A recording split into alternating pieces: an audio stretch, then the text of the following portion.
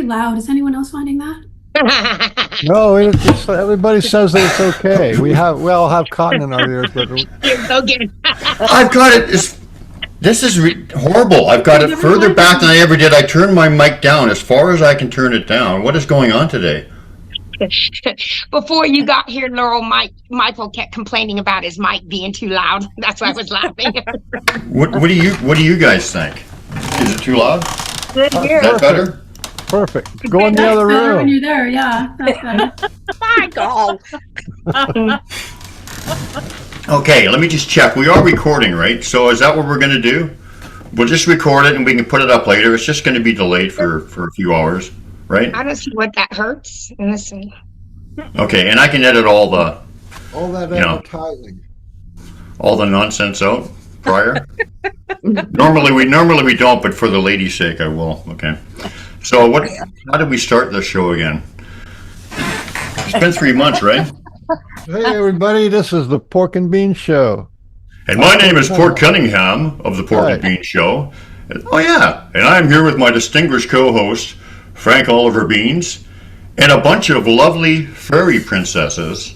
Look at that. Because we are going to have a show about fairies, Sasquatch, bridging the gap between the two worlds, I guess you could say, and interdimensionals in general. So hello, ladies. Hey. Hi. So let's see, who do we got? We got Arla. She's a regular. Hey, Arla. Hey, Tot. We got Ginger Locklear. Locklear.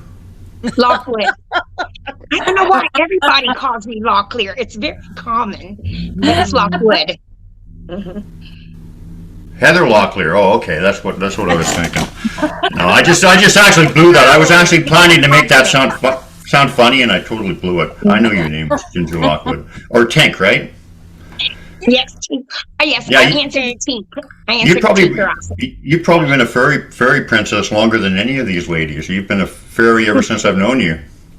Well, I don't know. I think Arla's been a fairy longer than me. She's older than me. I'm older than most everybody, Ginger. And then we got Ashlea Stinnett. And, hello and greetings, everyone. I guess fairy stuff is happening for you. It's kind of like the new thing. Different elementals are introducing themselves. Barb Shoot, the same thing. We all know Barb. Laurel Lehman.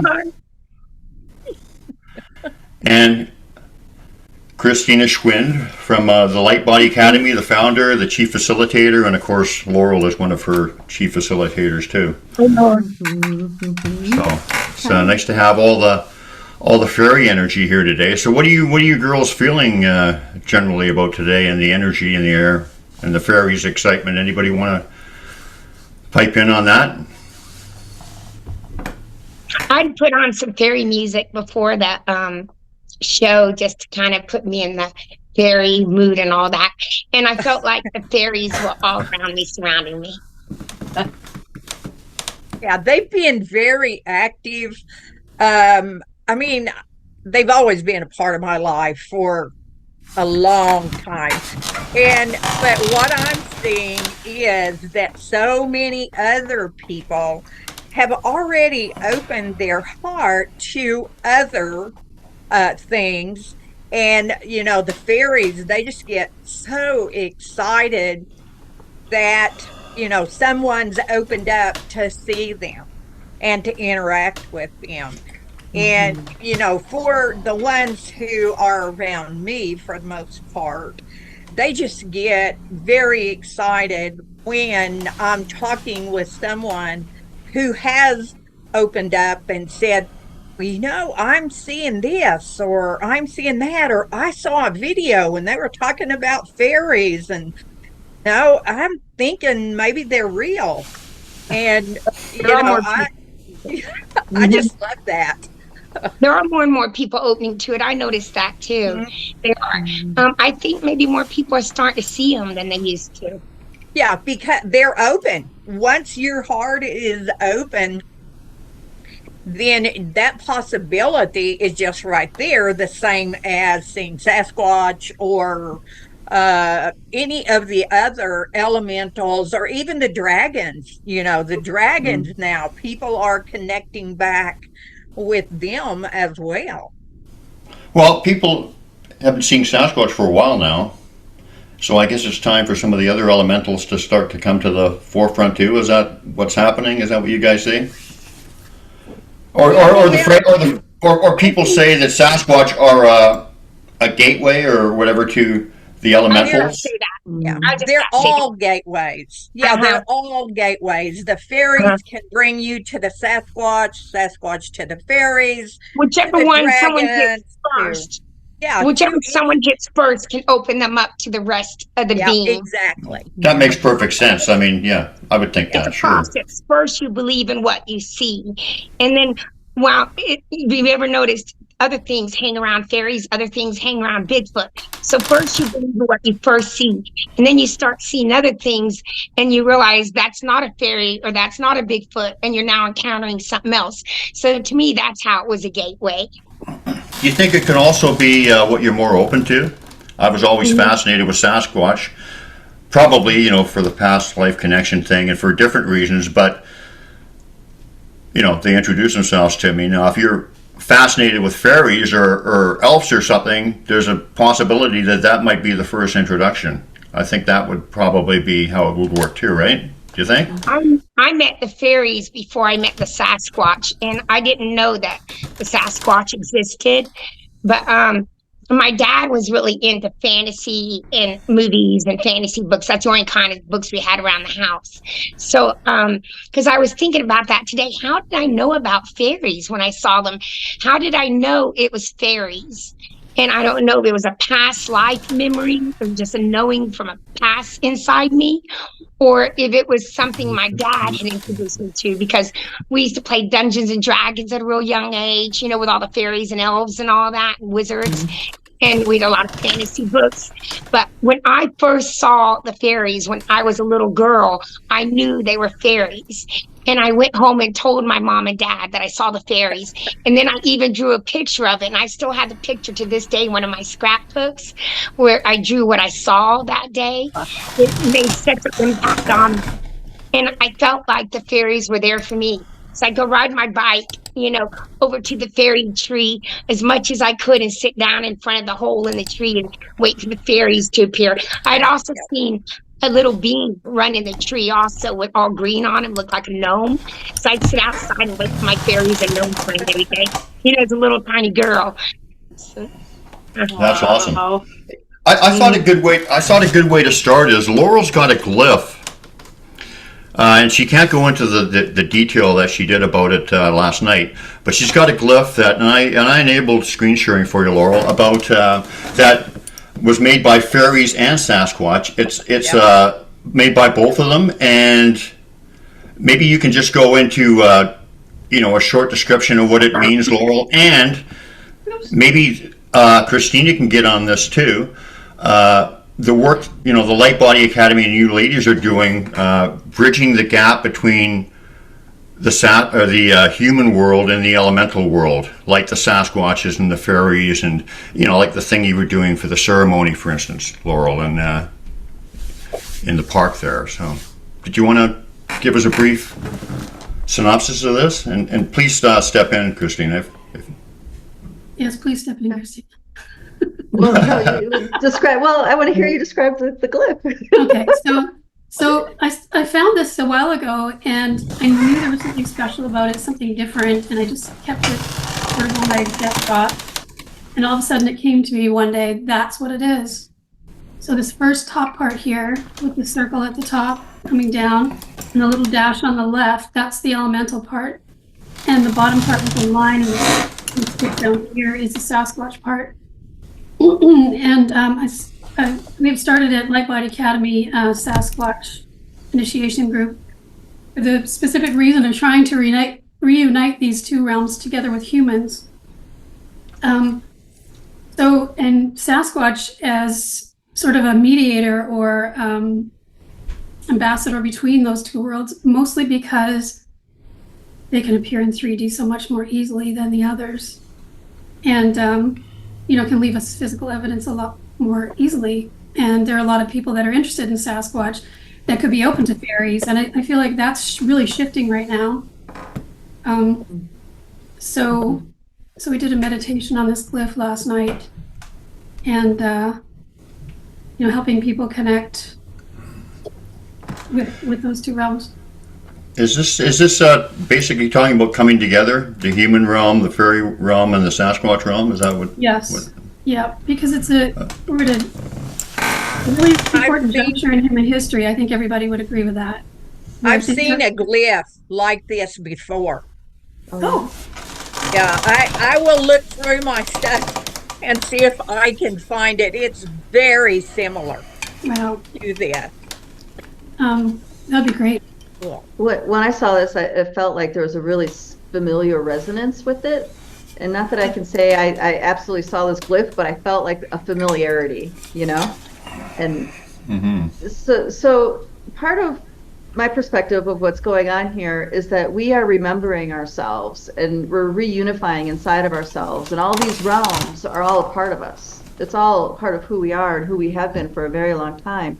And whatever you're resonating with, like dear sister Starshine Ginger and her dad, I mean, that's amazing that her dad had magic and mystery alive in his life, and she got to have a father holding that space. Holy crap, what a wonderful setup for your own adventurous heart. And so it's like we all have ancestry, we all have pieces to this great big puzzle coming together. And so if it's Sasquatch or fairies or gnomes or whatever, I mean, my ex-husband, the first one that he saw was gnomes running through a field, and it was undeniable to him. And he's a very 3D practical kind of guy, and he knew absolutely, without a doubt, that those were gnomes. So it really it depends where your residence is, like where you're primarily resonating, right? And just also about all these beings coming together as one force, I also feel like this is a cosmic event that we're experiencing, because all these encodements from the sun are coming, and they're not just filling our atmosphere and filling our visual spectrum, but the plants, the food, everything's getting imbued with these additional encodements that's waking us up from the inside. And I feel like the real big dream, this is the dragons coming in, is uniting that our energy and our nervous system, our spinal cord together once again. So we are a full capacity being, as in we are as much as we are spiritual, energetic as we are physical. There's no divide.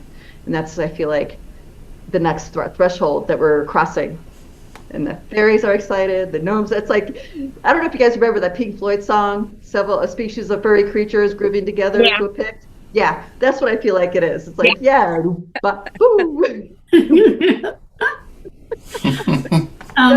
interesting.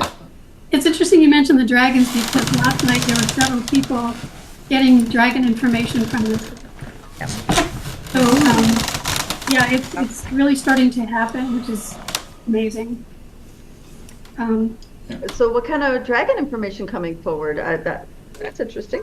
Well, just all of a sudden, one of them connected with an emerald dragon, and one of them connected with dragons of all the different elementals: a stone dragon, a water dragon, an air dragon. The different elementals. So one of each. My power animal is a dragon. And I posted my fire dragon story on my Facebook page today. Oh, you did? See, so we're all synchronized. We don't even know it, but we are. Yeah. So what is the work that you were doing, Laurel? And then let's get down. And then now that we've got you doing the screen share thing, we'll get down to we'll do your video first too. And we're going to just have an open kind of discussion. It's going to be more than just videos, of course. But what's when you were saying you were bridging the gap between the human world and the fairy world, or even more fully the interdimensionals or whatever, what does that mean? So what were you doing, and what do you hope to accomplish, and what do you think? What's the outcome that you're looking for, or that we should be looking for? Well, this glyph particularly was put there for these people to connect with. And they've all got the same thing, sort of, that all we have going is this whole, there's a fairy elemental quality to their essence, I guess is a good way to put it. So it's easy for them to sort of bridge the gap between Sasquatch experience and the elemental realm experience. It's not to say all of them either, but it's not that easy for some people who are Sasquatch experiencers to open to the elemental realms. And the other way around, like once it's like you get this glimpse of Sasquatch, and because it's so steeped in our culture, that particularly up here in the Pacific Northwest, lower BC, it just seems, everybody knows Sasquatch are a thing. And they kind of take it for granted. But fairies are really out there. Other elementals are really out there. To a lot of people who are Sasquatch experiencers, they haven't been able to bridge that gap. So this is a way to open to that other experience, to the other side of it. And the interesting thing is, when I've, also been known fairies were there my whole life, but I was never interested in Sasquatch. But that's how this all started for me, was through the Sasquatch. So I think it can go apparently any way. I don't think there's any set way for it to go. I just think things like this are helpful for people to sort of break through if they have a barrier, an internal barrier between the two. And because it's coming from inside them when they see this. It's not someone telling them. Yeah. This is this, that is that. It's their experience. Yes. Go ahead, Christina. Well, I was going to speak about that internal barrier. That's the piece, because Sasquatch people have a particular vibration that they're used to or comfortable with, and switching over to the channel of fairies sometimes is way too light, way too happy. You have to really let go of the things that worry you, to touch the fairy realm, because, so it's just people are in a habit of how they be. And this, I don't know, somehow breaks a barrier inside. So maybe it helps them get out of the habit of how they be, so they can be more full spectrum, maybe. I don't know if the other ladies have something to add into there, because, I'm noticing we're all ladies talking about fairies. I don't actually see a lot of men, raving about their fairy. Well, I have a guy who, Matthew, has had the fairies that were around him from the time he was little, and he's had a dragon since he was a little boy. He spent 14 years in the first 14 years in the foster home system. The fairies and the dragons, they helped him so much, and it's amazing. But I'm seeing more and more men now who are connecting with those other things that some people, I guess, think typically that's a female thing, but it's really not. So it's kind of awesome, actually, how everything is coming open. I just put this glyph in the chat. If anybody wants to download it or put it on their desktop or print it out or whatever, share it with people. And anyone who's watching this take a screenshot if you like. So this is for anyone who comes across it. And, or they can get it off of me too. You can give it to me. Sure. Whatever. If anybody wants it, we'll get it to them. Did you want to share one of your videos, Laurel, or should we move? Or? I can do that if you like. I'll start with the first one that I got. It's probably, this was very jarring for me when it happened. So here's the original video. I'll just show that first. You got any fairy stuff going on, Beans? Yeah. Oops, where's my share screen thing here? This was taken from quite far away. And the fairy's going to come to this skinny tree right here. So you'll see, and then I'll show it to you slowed down and, oops, sped up. Let's try that again. I don't know if you saw that. I'll try it one more time. It's right here. I saw it. Oh yeah. To the left of the tree. Yeah. Oh yeah. Yep. Do it So again, I'll show please. you. You can see it fly away from the left of the tree. Yeah, look for movement. Now I'll show you the Yeah, slow-mo they're- version. Can you see the screen? Yeah. Yep. Oh, wow. Yeah. Wow. There Yeah. she comes. Yeah. There she be. Yeah. Awesome. Yeah, that's a Awesome. great one.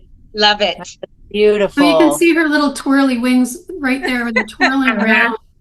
And I've got a That's so still awesome. shot of what they look like twirling and what they look like Well, when they're that's not twirling. that's about at least 2 feet high, isn't it? Because Yeah, that's she's what, about 2 feet. This is her face, right here.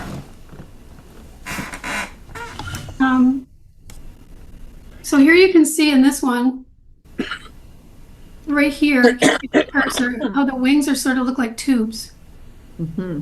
because they're twirling around. This is her arm right here, and her head has a sort of floaty crown on it. And then here's one with a still, so you can actually see her wings right here. Whoops. Can you see them right there? They look like Yeah. Mm-hmm. So that's what they look like when they're still. So that is Cool. the one we call Francesca. Yeah, I have a story about Francesca actually here in Guatemala to share if we have a minute for it. Oh, you got all the time. Yeah, absolutely. So I'm in Guatemala City and I'm with the dear Starshine, who's also in the academy, and she owns some property outside of town, a mountain where they found lots of old ancient Mayan pottery and set of skeletons of a medicine woman and medicine man, and there's just a lot of it's been very active, and then it went dormant, and then when they started digging for things, they were finding stuff, and she has some of like beautiful specimens of pottery and other things. But you go to the other side and there's these stones that speak, and there's faces and all sorts of things show up there. And she's shown us pictures, but I'm the first one of Light Body to actually get to go in person to see and experience this. So we went there for fire ceremony the other day. And I swear, I felt like I was getting tuned as I was hiking down the hill. And by the time I get there, I'm just like, oh, giddy. And, you know, you guys know how that is. And the stone people are talking, the fairies are talking. It was like this whole peanut gallery. But I sit down, and her partner, Asberto, is preparing the fire. They do very interesting fire ceremony, by the way. I've never seen anything like it. They don't use wood. But anyway, that's a side note. So I sit down and I'm looking into this rock, and it's moving. It's like opening. And I see this great big fairy. And I'm like, wow, I haven't seen one like you before. I couldn't help it. That was just in my brain. And she laughed and she's like, yeah, I'm different from Francesca. And I'm like, yeah, you are. And I'm like, you know Francesca. And she's like, and they giggled. They all laughed at me because I was like, you know Francesca. They thought it was the funniest thing. Oh, that's pretty Wow. cool. That is pretty cool. It was really sweet, and I the love whole that. ceremony was just lovely. Yeah. But it was an interesting because you know Sasquatch do this sometimes too. Sometimes they know you're coming, like, or because I travel all over the place. You know, when we're in Bosnia, we're running into Sasquatch, but they're very different. But for some reason, through the grapevine, they know about us. So I bet you Ginger or Arla, or you know, if any of you guys were going to another place of the world and there was a fairy kingdom, they would know Absolutely. you. I believe that too, and I'm sure Arla does too. Once one of them knows you, they all know you. It's like they're all connected It's mentally. like Sasquatch. Just like Sasquatch, Sasquatch. yeah. Same thing with Sasquatch, yeah. Absolutely. And you know, and the proof is I've had energy greetings from Sasquatch all over, like at least the west coast of America and Canada. So they know you and they greet you, and that's how it works. I have another one here if I could share. West Brian. Coast. Mhm. What? Yeah, absolutely. Go for it. Sorry, go ahead. Was it Ginger that was talking? Oh, I was just going to say, was one thing. Go for your video there, Laurel. Okay. So this is round 2. I mean, I have so many, but these are the ones from the beginning. And my daughter actually took this when I went. So it's a short story. I'd been to this place before and didn't get quite this far. And then I went with my daughter today, and we got to this place, and we both went at the same time. It's a fairy portal, and she has fairies around her a lot. And I could hear in my head, "You brought her," meaning my daughter. So I'm pretty excited about her showing up. Anyway, this is what she got on her film. But it was sideways. Why is it sideways?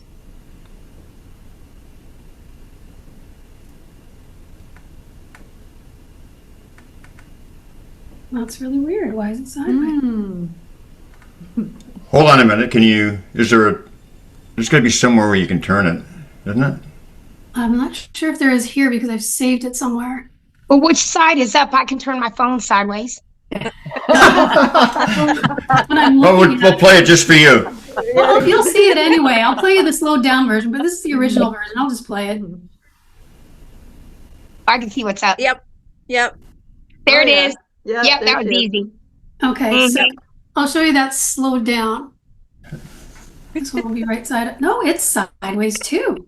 Mm. This is Not very for me. I weird. turn my phone sideways. It's just fine. I wonder if I take it off my... Let's just see if that works. I'll take it off my... Oh, look at that. It is straight up now. Is it? Not the one that you just moved. Oh, no, maybe not. Okay. No, they're both... And this is real. This has never happened before. So something's up, you guys. Anyway, I'm going to play it.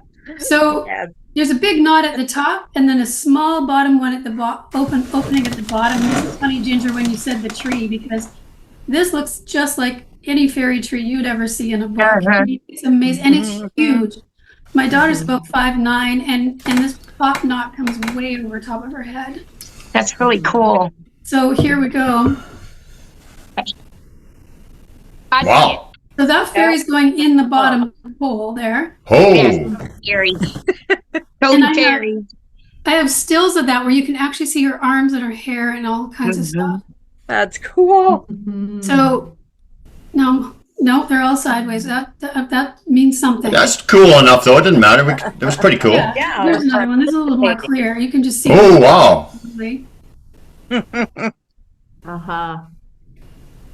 Oh, Wow. And then this tree lights up from the inside. So I'll show you that. This is actually showing up pretty good. Yeah. I mean, I think it is anyway. I can see it pretty good. So watch this tree. This is just with the tree lighting up. It's going to, inside these holes, it's going to turn red inside. Oops, let me move it over. Wow. Wow. Oh, wow. What's going on in there? That's cool. I don't know, but That's that, very cool. Oh, cool.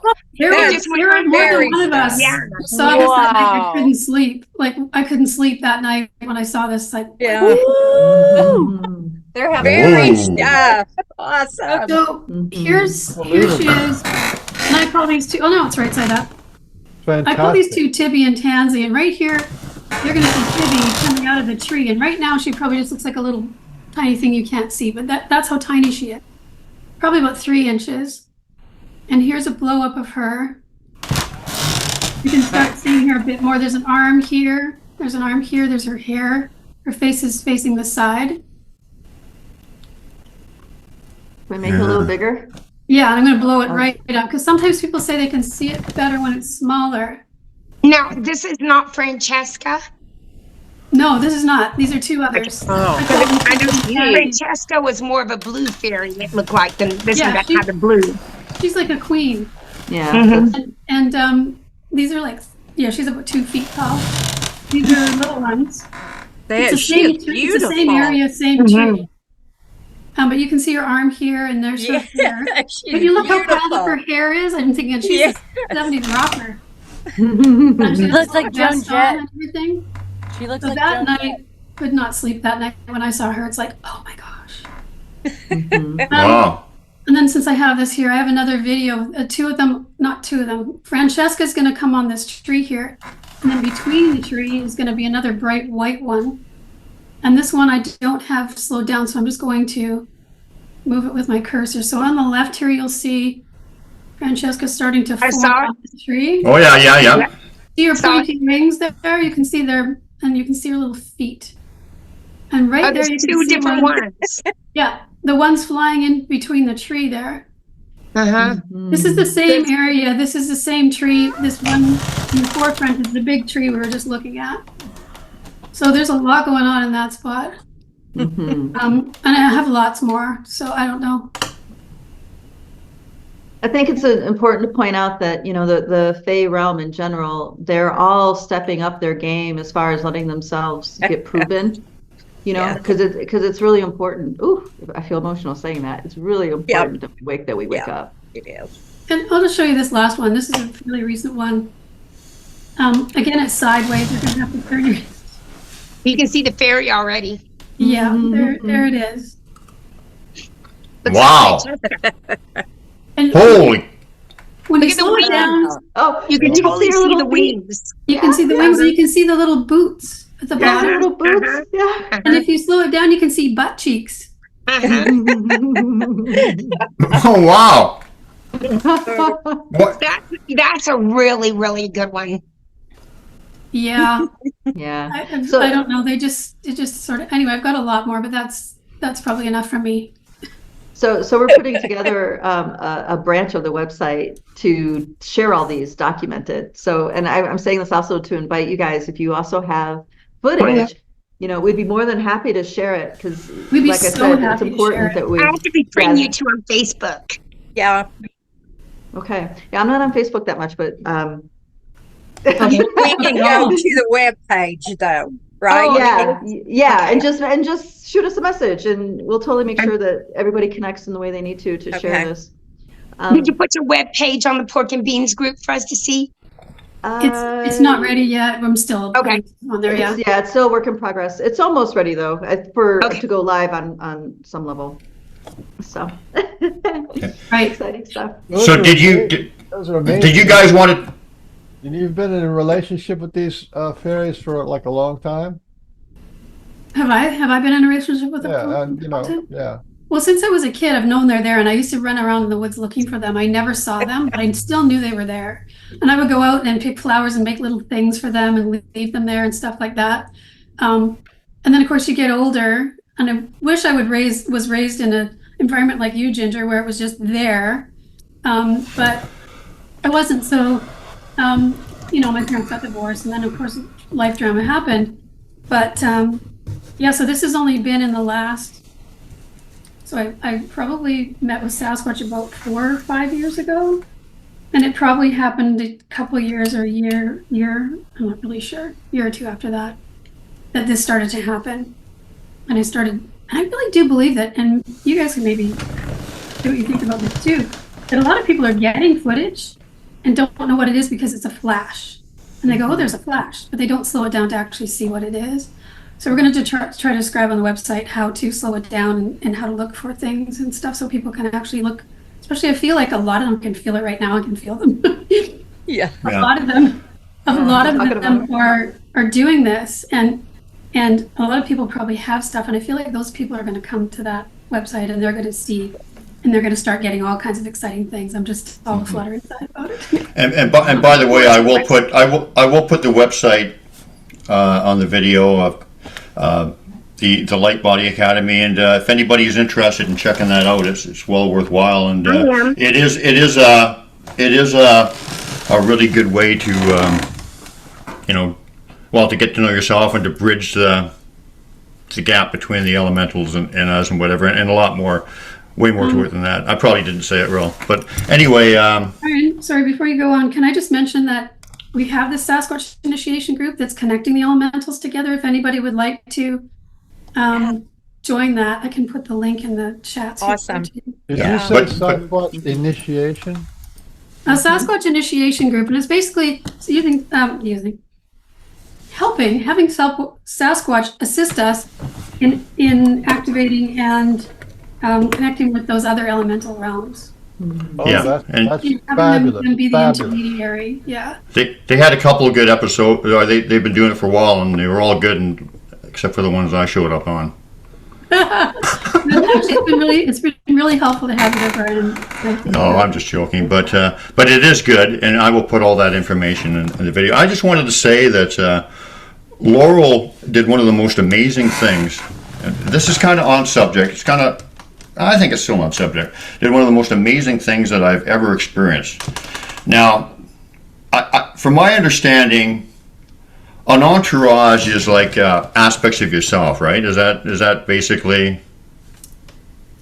like Would you speak to that while I'm doing this? Yeah, absolutely. You don't. So I just want to speak a little bit to the entourage. At first, it doesn't feel like it's a part of you, but as you grow and who you are, you recognize it is a part of you. So a lot of people experience them like spirit guides. It seems like it's a different something separate, but it's actually. And what are they just like? Actually, just watching out for you? And I know that they're excited when you recognize them and they can help you or whatever, because I've experienced that with Laurel. But are they just basically there to help you? Are they? Depends on. Well, we all have our own purpose. We're all a snowflake of purpose, right? So they assist us in that. Mine are very. I have 6 Sasquatch specifically that are always in my perimeter, and sometimes they are protectors. They're really strong protectors. Like if I ever go someplace and I'm meant to be blissfully ignorant to the craziness I'm about to walk into, I will be, completely oblivious to what I'm about to get into. Then once I'm there, it's like they step right in and they make sure everything is straight. Like I'm fine. I need to stay on the beat that I'm on. So they protect, they also guide. It really depends what's going on. But I have a particular purpose. It's a little bit different. So I wouldn't expect that to be across the board for everybody. Some are just really about inspiring and being playful and healing your heart and, those sorts of things. But it's whatever your purpose is, whatever. Okay. So here's what happened. So anyway, I asked Laurel because I'm always taking advantage of her because she's my friend, right? Until she told me, don't you take advantage. No, I'm just joking. But anyway, so I asked her to, I'm interested. I wouldn't mind finding out about my entourage. So we're doing this thing and she goes into her state or whatever, and I'm not making, she went into where she could connect with them, and it was amazing. And she comes up with the 2 main ones. She said one was Todd, was a Sasquatch guy, right? And he had a real sense of humor, and she said he's kind of like you. So I guess they kind of have aspects of your personality. What? That's Armando. I'm sorry, right, Armando, right? And he was like Armando. He was like flamboyant and very like humorous, whatever, and stuff. And then the one just right there, the 2 main ones, and the other one was a praying mantis being, right? And it was funny because I had that vision of being the praying mantis or whatever just prior to that, or not that far prior to that. But anyway, so his name was Todd. So I asked Laurel, can Todd tell me his name in praying mantis? And I swear to you, this is the most amazing thing I've ever seen in my life. What came out of Laurel's mouth was a sound and a language that is not humanly possible. A human could not duplicate that. It was like, oh my God. And that was, anyway, I just thought I'd mention that. Cool. Unbelievable. And you don't actually, and I guess when you're in that state, Laura, you don't really remember that, do you? Or do you? Or are you cognizant? It's not like channeling or anything. It's just well, I shouldn't say that. I don't really know that much about channeling. Did it surprise you, the sound that came out of your Yes, lips? it did surprise me, and I do remember that. And I, you don't remember everything when you're. It's like some insect sound or something. Like it was like, what? But that came out of you? That's anyway. never happened to me before. So yes, I do remember. Yeah. So who wants to talk next? Ashley, do you want to say something? No. Barb? Okay, Barb, you had your hand up first. Well, I have been enjoying listening to what you ladies have been talking about, and it's all so enlightening, and this is all really new for me. So I really appreciate you very much. Sasquatch has been my thing since I was a little kid, and I don't have anything against the fairies. They were just never my thing. I was a Sasquatch person, and so it kind of just took me by surprise. I knew they were here because Ginger was here a few years ago, and she talked to them here. She knew they were here. She interacted with them while she was here. But I figured, they were on Ginger's plane and not mine, because I couldn't see fairies, but I saw Sasquatch. And then, what was it? Early December, going up the hill here behind the cabin, and we had just had a Pineapple Express come through, and it was right at the tail end of it, and just itching to get outside, go up the trail. And as we're going up there, Gabby was my dog that I used to Bigfoot with, and she knew things. Okay, now Gabby's gone, but I have Goldie here, and Goldie's awesome, and I'm sure she's, the Sasquatch gave her to me, but she's never been a Bigfoot dog like Gabby was. But that day we got up there and things were different. It was like she was channeling Gabby. It was like something was in the air. It was she was on a mission to take me through this one particular patch of forest where there had never been a trail before.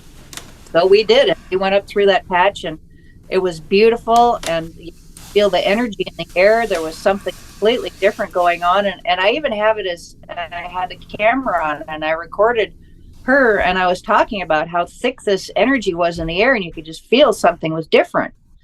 And then we got down the road a little ways, and I thought, all this water, it was still raining from this torrential downpour, and the snow had melted off, and there's a dry creek bed that's right there that had a waterfall on either side of the road. So I paused to make little, just little nature videos. And I noticed she's doing the Gabby thing again. Well, I thought, okay, this is so beautiful out here. I just want to capture some of this. And I wasn't thinking about getting anything on camera other than I wanted a pretty picture, a screenshot of her walking down the road with the beautiful forest. So I'm walking, and I'm holding the camera out like this, and I'm focused looking at the camera. So I'm not thinking about what's out here. I'm going for that beautiful screenshot.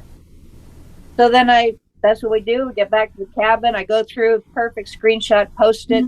And a friend says, oh, hey, look, there's a Sasquatch in the background down there in the trees. Looks like he's reading a newspaper. And it's like, all right, well, before I delete this video, I'm going to zoom in on that spot and get a closer look.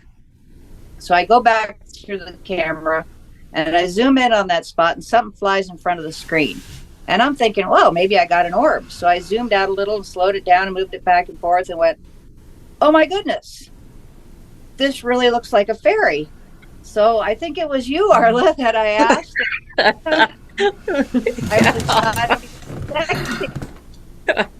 So I looked a little closer for a lot of other things in that video that had flown right at me as I was walking down the road. And it blew my mind.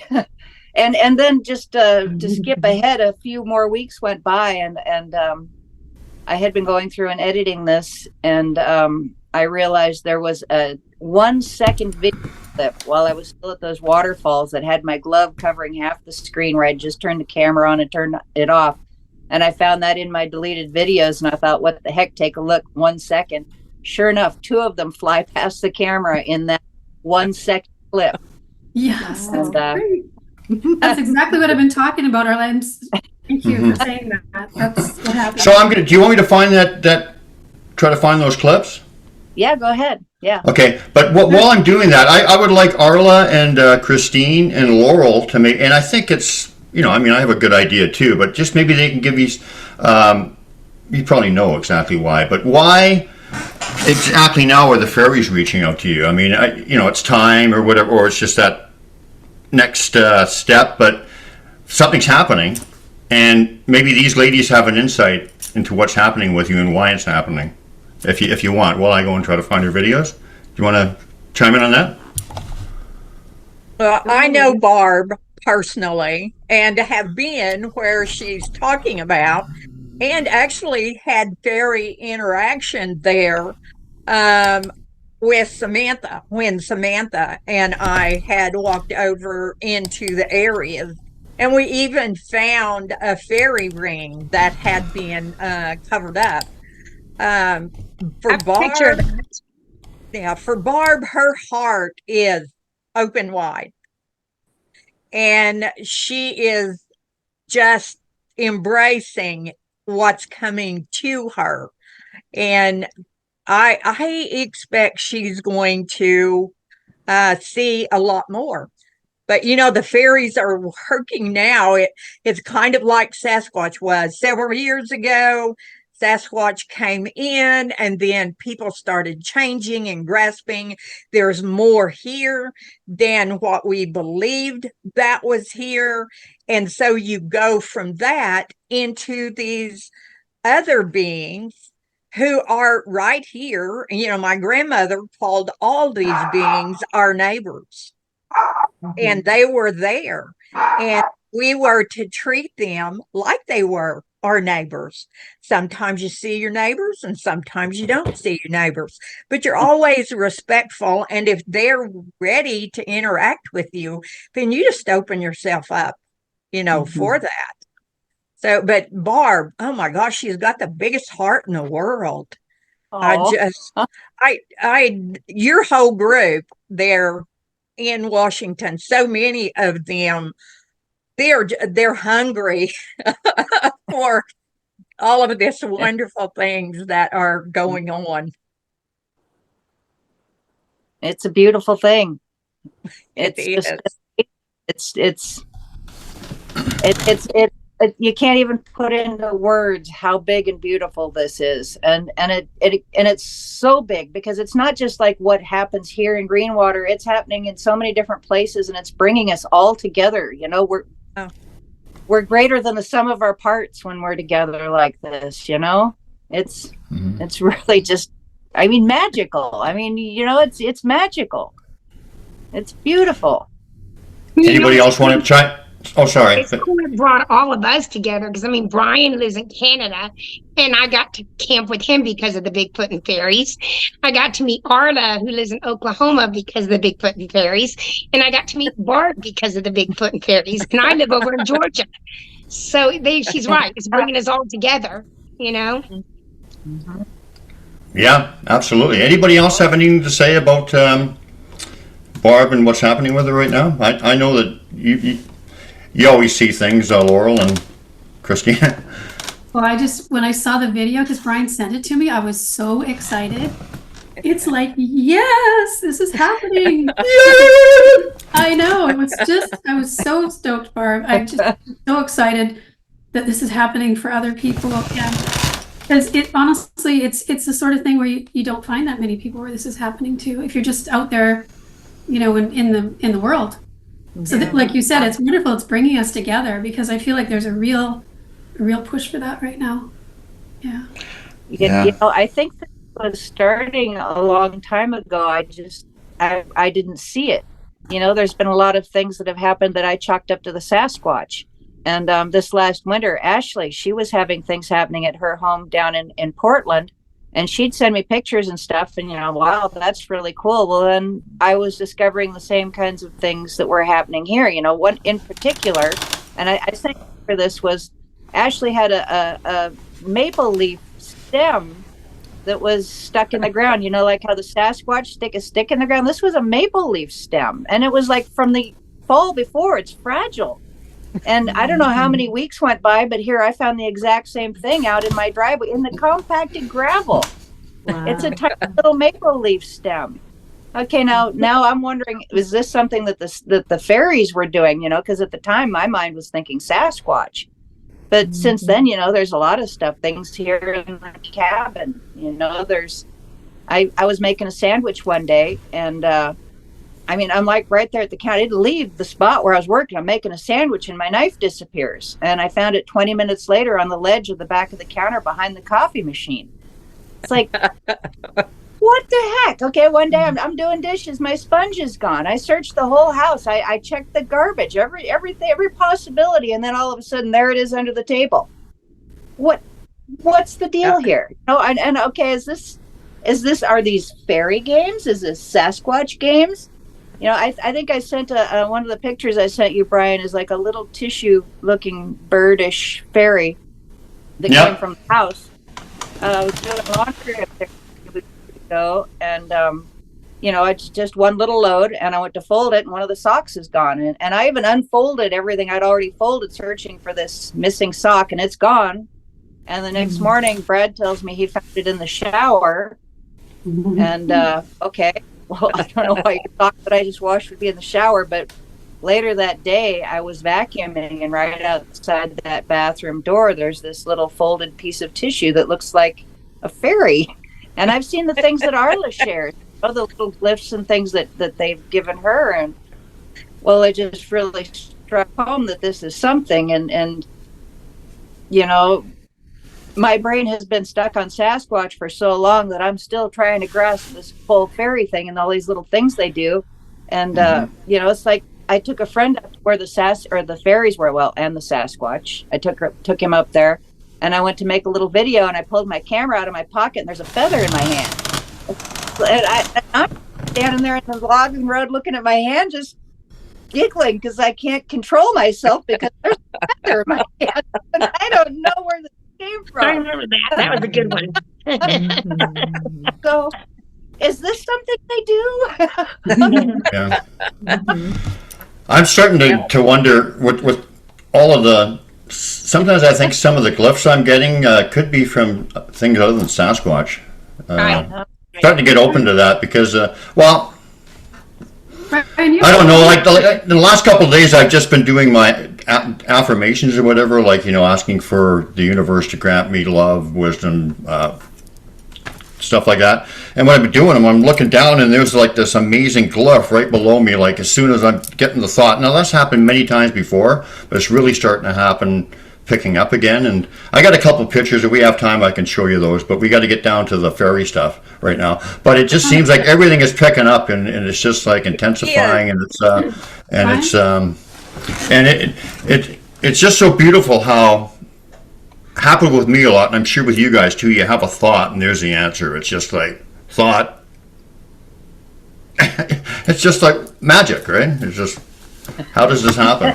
Brian, And yet, when it happens like dozens and dozens of times, you just, okay, there they are. There it is again. Brian, So- when Arla's done, Brian, I want you to tell the story about Tom, the fairy thing that you had an interaction with the fairy yourself. I know, and you know, I've been thinking about that. Like, I kind of like, I may as well tell it right now because it's really short, right? I was thinking I probably should have kept doing something with Tom. You still can.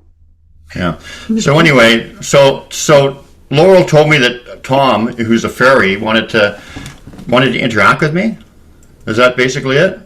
You tell the first part, and then I'll tell you what I did. I don't remember honestly how it started. I knew that you were curious. So, Okay, you basically, Laurel told me there was a fairy called Tom who was open to meeting me and interacting with me. So I went to like the little fairy portal place, and and Laurel suggested a marble because she says they like marbles. So I went to the little fairy portal place and went to a hollow stump that was about 9 feet high where the opening was, and I had to climb up and actually pull myself up and step into one of those little notches that the loggers used to have. So then I buried the marble in the stump. you had chocolate in there too, didn't you? I think I had chocolate too, yeah, you and a had marble. chocolate. And what I said was shiny things. They like shiny things. Shiny Yeah, things. and I came back the next day and the marble was gone. And when it was the chocolate gone, I can't remember. The marble was gone. I couldn't remember which one was gone. The marble was gone One for of them sure. was gone. Anyway, so But then I guess you I tied should- it up again. It was all tied up. You had it in a package. They opened it up, took something out, and then wrapped it up again. Put it back. And there was another time that we were walking along the trail in Golden Years, and I felt that loving energy come up from the earth, and it was kind of like erotic but not sexual, if you know what I mean. And you said that you thought that was the energy from Ralphie, Ralphie, Earth energy or whatever. So I mean, maybe I'm just too focused on the Sasquatch, and I'm not listening to the other little guys knocking on my wooden head. Sorry, Barb, knows? I didn't mean to break into your... Okay, so Barb, let's get into your video. Yes. I think this is it. Hopefully things will go smooth, and hopefully it'll look all right. So you can see this, right? Not yet. Well, you can see a blank screen yes. though, right? Yes. I don't think we're going to need the sound, so maybe we can hear it. Maybe we can hear it. I don't know. I saw the fairy. Okay. Oh, wait. I No, have wait. the sound muted on everything except for the original clips. Oh, I watched this. Okay, cool. There it is, right? Well, there it is. Whoa! Yep, there it is. To the left and by the tree. Whoa! There he goes. And it doesn't look that far, but that's actually 103 feet from the point where it to when it flies past me. That's a pretty good sized That fairy. was pretty big then, yeah. Yeah. I'm very happy with how these are actually showing. They're actually turning out pretty good. Now, are there other ones where you have it slowed down and stuff, right? Yeah, so there's, I believe. Well, I got more. I'll find them. What you ladies and Mr. Beans just keep talking, and I'll go to the next one you sent me. Do you want to look at them all? Yeah, go ahead and play them all. Yeah. Okay. Let's see them all. I want to see all you Okay. got. Yeah. Well, Okay, here's normal speed. Okay, well, this is the same one, right? Yeah, no, this is. Oh, half. Well, no, 1/2 speed. Okay. So you can't even really see them at normal speed. Even half speed is. Oh, look at it go by. Uh-huh. Right there, right? Uh-huh. Yep. That's a big one. And, Mm-hmm. and Mhm. then I think go reverse. Wow. and go back. Oh, look, you can see Here it. she comes. Here, I just from where the corner starts to bend, and that was 123 Oh, wow. feet in 0.4 seconds. Yeah, Wow. they're fast. Wow. That's so Mhm. cool. Oh, And you Looks were like saying another that, thing there. and Barb, you were saying that you were feeling like something was different about that day. Is this Oh, what you were yeah, referring to this time? Energy in the air. You could feel it, and Goldie, she picked up on it when we were going up, and I was, my focus was on the Sasquatch. I was talking to them, and I was in the middle of editing last summer's campout videos, and one of my viewers had requested a walk up the trail, and I thought, well, that would be the perfect time before I started the next campout series. So I went up and if there's anything you guys would like for me to share today, here's the time to do it, and they did. How did?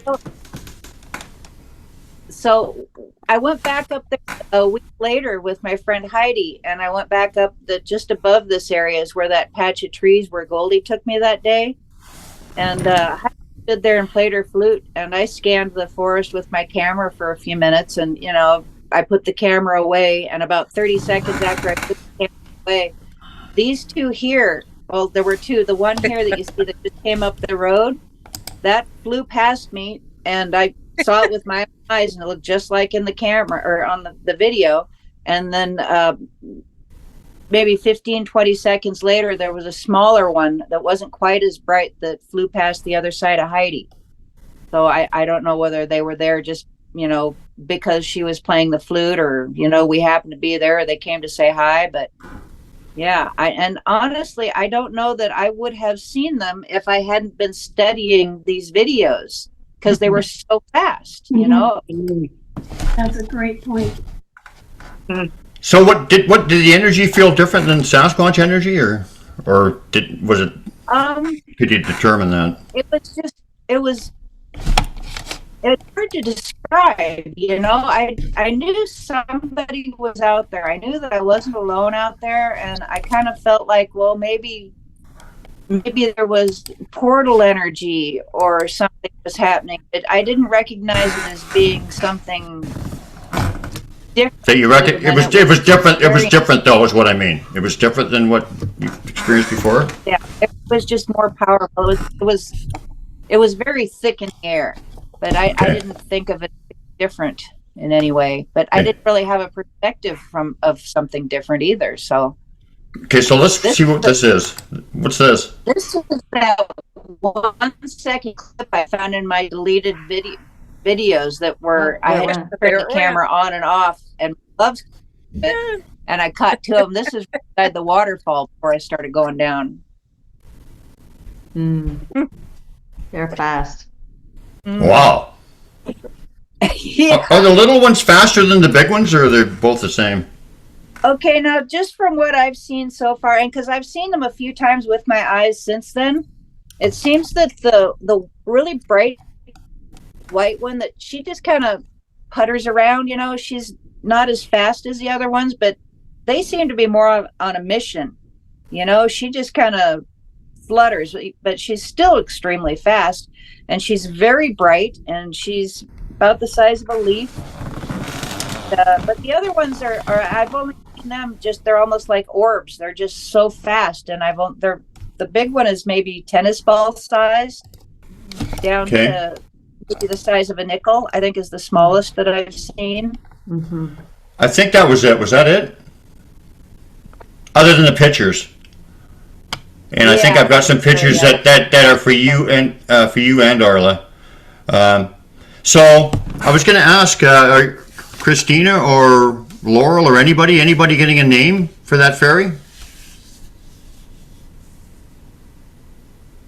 No, what's coming to me though is this idea of when humans are safe, and Laurel and I have talked about this before, where it seems like in the beginning of interactions, you'll meet the queen first, and kind of like the queen shows everybody that you're safe, and then once you're a safe being to be around, then you're just part of the activity, and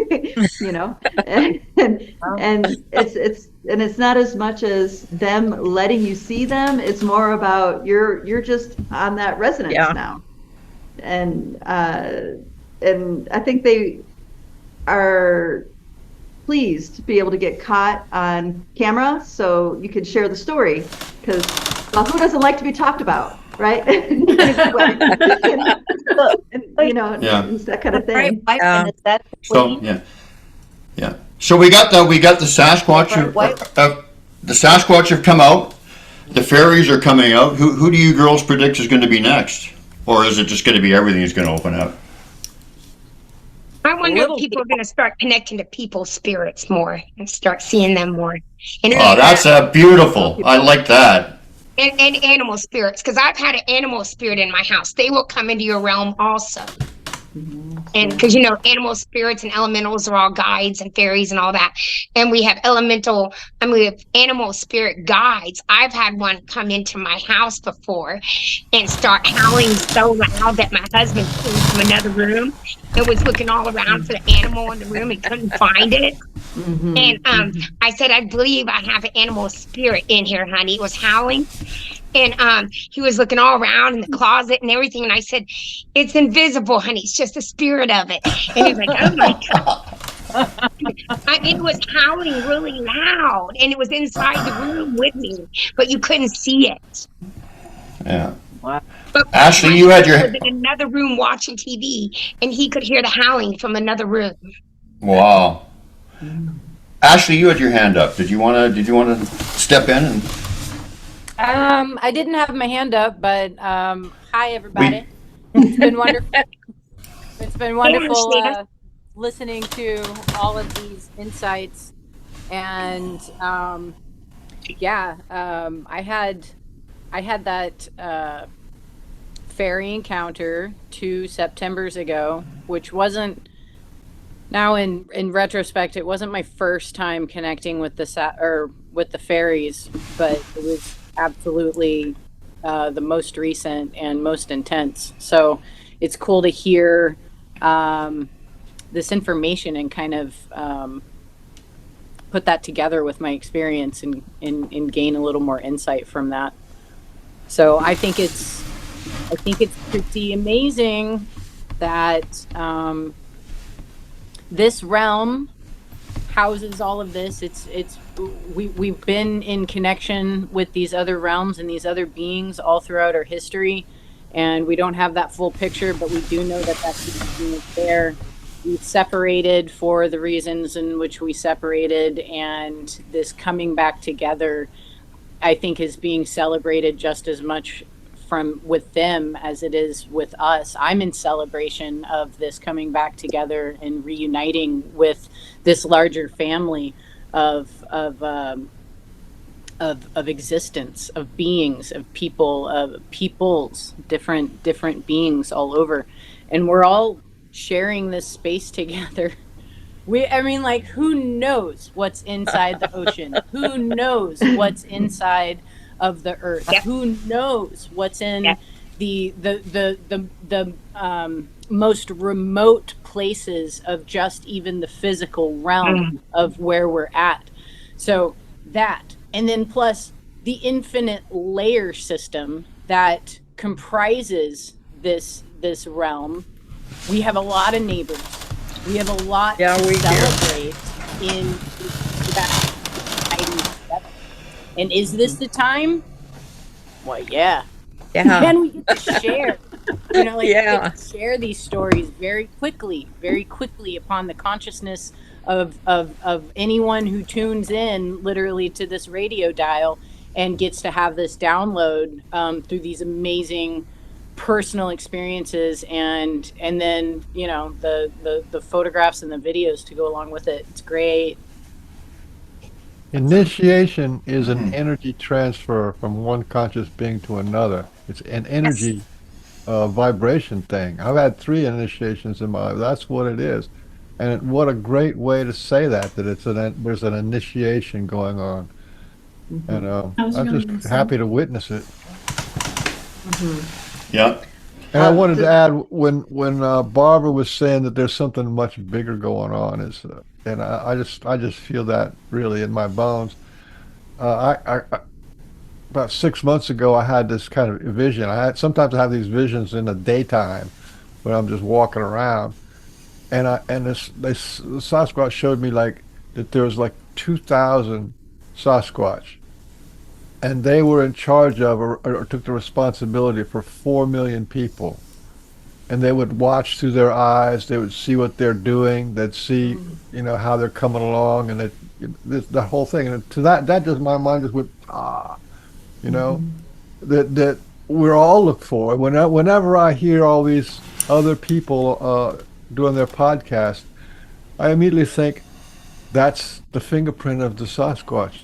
That they're being nudged this way, and so many people are being nudged this way. So yeah, it's big, and it's such big movement.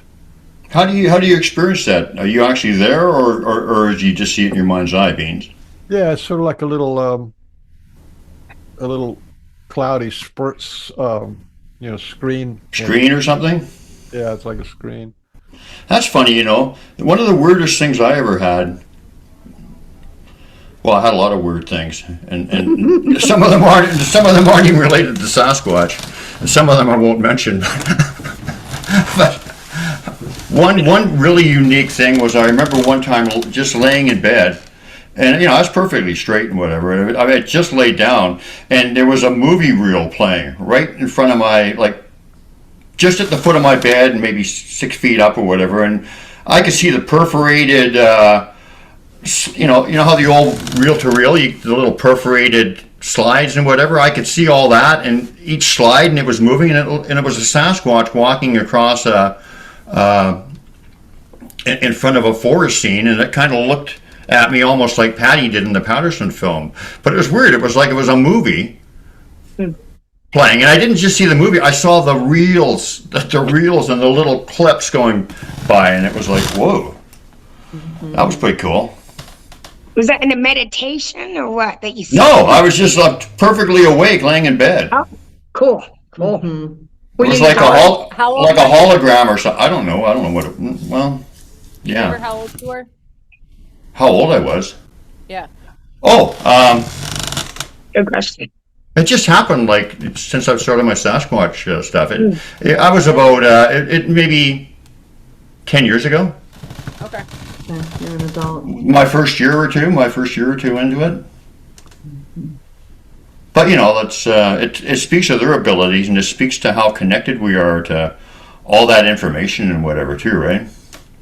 So are you saying that that maybe the reel that you were seeing was similar to that famous footage taken there in Crestone by those guys? It was similar. The scene sounds similar to that. Yeah, it was very similar. I'm trying to. There was walking in front of a forest. What do you call it? Yeah, it was a clearing, and just in behind it was the canopy of the forest, or however you describe it, or the beginning of the forest, and it was just walking left to right, and I think it looked at me, and it was very similar. Why, are you picking up something? Well, some thoughts are coming to my head, and I'm just asking to see if could that be related. Okay, well, what do you got? Well, all right. How do I? So what Ashlea was saying about, this realm and all the realms within the realms, our consciousness, human consciousness, is a series of realms, a bunch of realms. Can we all agree with that kind of perception? Yeah. And what the idea that's being conveyed to me is that our realms, our consciousness, they overlap. Yeah, sure. And kind of what that is reminding to something that happened to me many times over as a child is the realm of imagination, the realm of dream time, the mandala of our consciousness, maybe you can call it like that, was overlapping with another, and a transference was happening. You see what I mean? Mm-hmm. The story that's really jumping out of my head, and which is why I had to ask, because this is something I've looked back on many times, is that when I was young, I used to have these nightmares of this walking long legs in this saucer with long legs, like attacking and killing people and all this stuff. And I mean, I know, but really night after night after night after night after night. Okay. And it went on for well over a couple years. So fast forward 30 years, and that scene, that exact scene, to the screams, to the people, was in the War of the Worlds with Dakota Fanning. Yeah. Exact scene. Mm-hmm. And so, which means there was some sort of transmission imagination field that I was overlapping with somehow, right? So anyway, all that was flashing through my head while you were telling your story, and I'm like, is that related? And that's why I asked, and then here we are. So, but this happens a lot in the hypnagogic state, and in our dream time work, we discover that we are all in a similar dream. We just have very different lenses to how we look at it.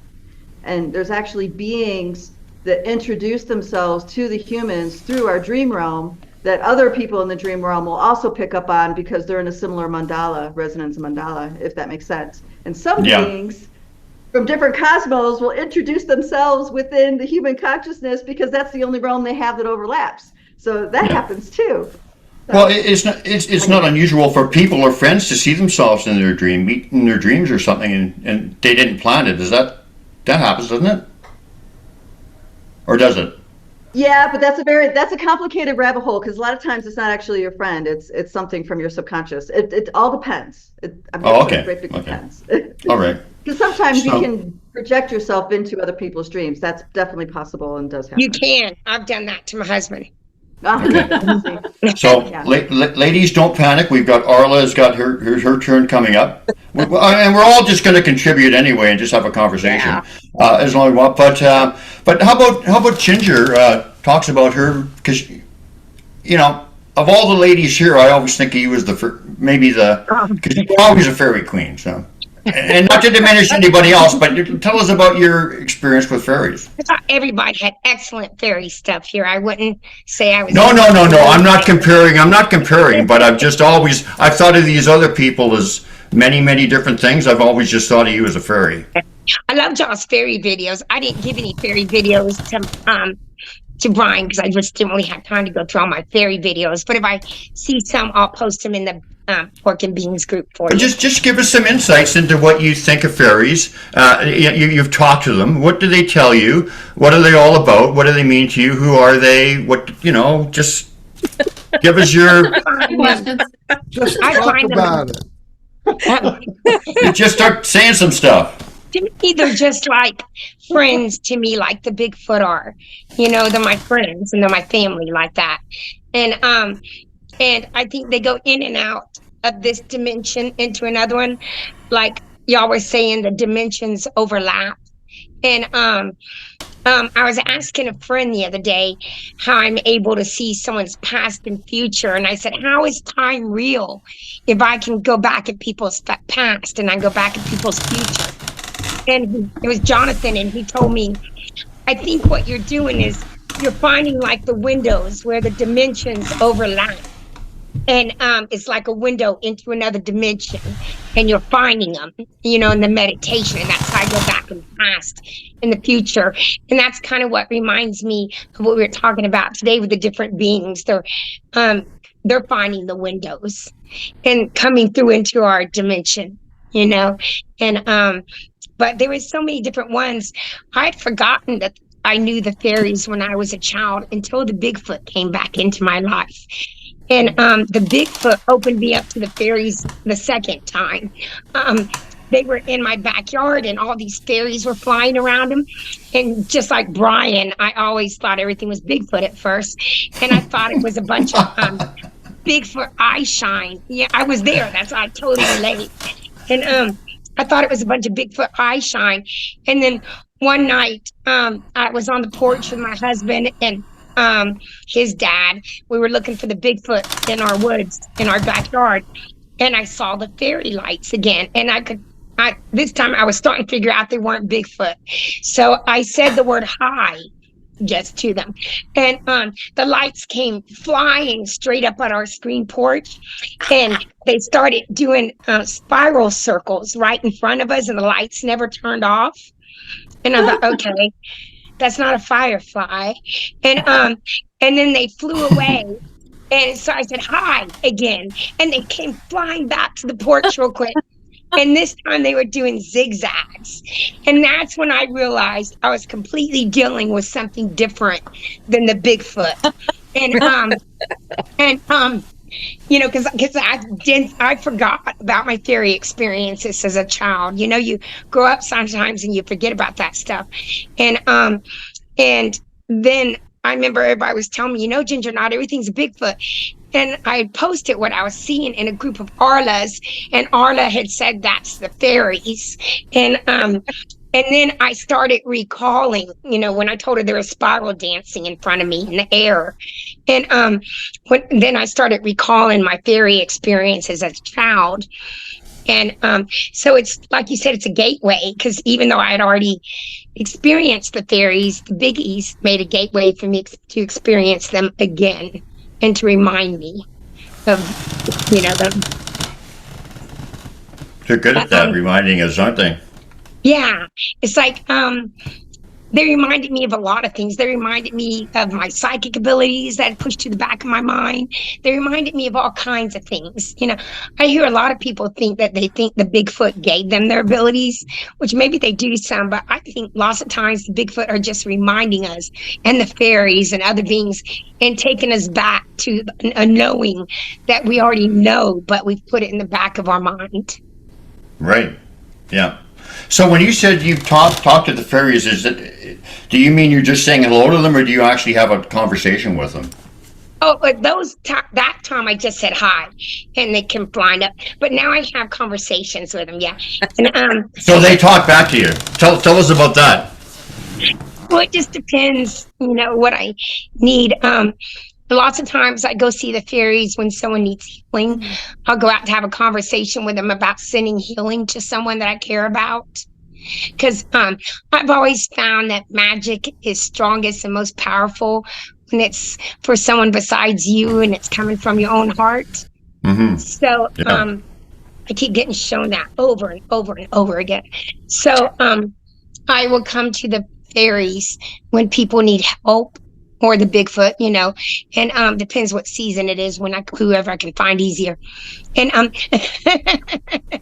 and so lots of times I've gone to the fairies for help for other people. Lots of times I've gone to help for me and for healing for me. And I seem to use the beings for healing a lot. And that's mainly probably what I talk to them mostly about, is healing for me and healing for others. But they answer you through actions, or do they actually talk to you, is what I'm saying? No, they communicate with me with their actions. Like Okay. when I'm talking to them, I can hold my hand out and it'll fly up and land on my hand or something. And or like actions, like y'all were talking about leaving out shiny gifts and stuff. I remember one night I was camping by myself and I'd sat some sage and shiny gifts by my tent. And I was sitting over to the left on the bench and I saw some fairies and I said, I got gifts for you by the tent. They flew directly to the tent and started hovering above the gifts.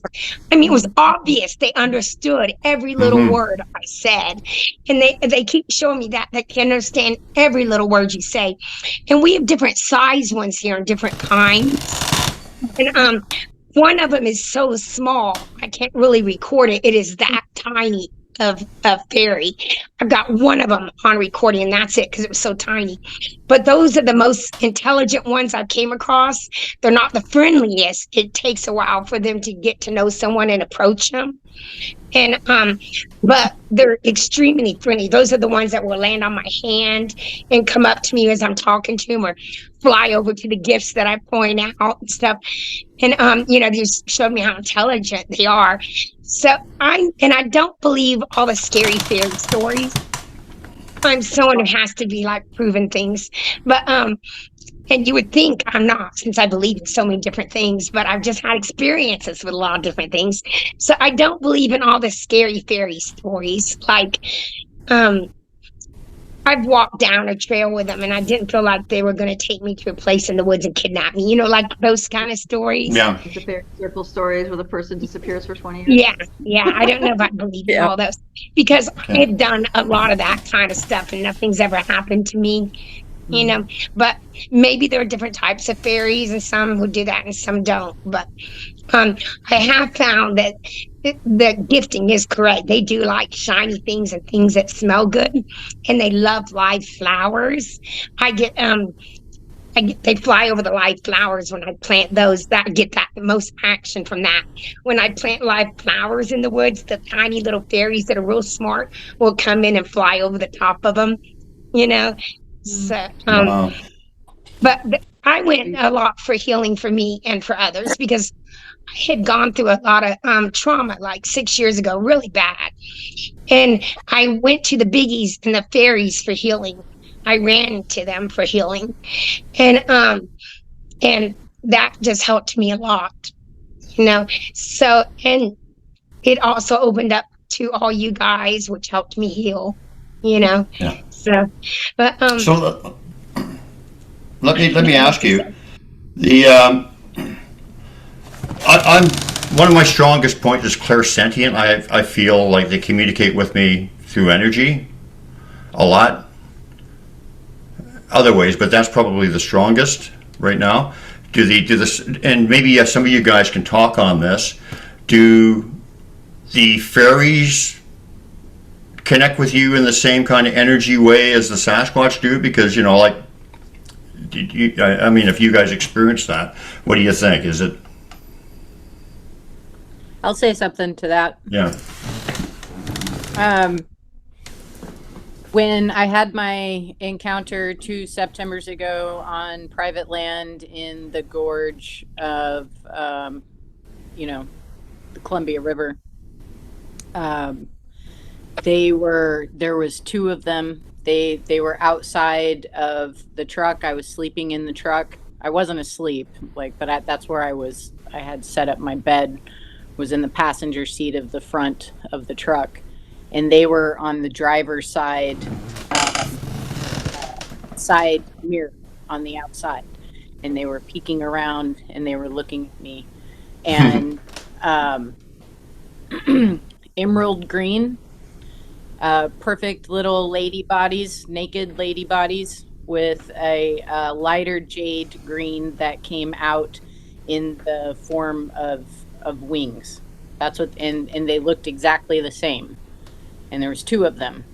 And the energetic whammy that I am assuming came from them onto me at that moment, which occurred after a 45-minute or so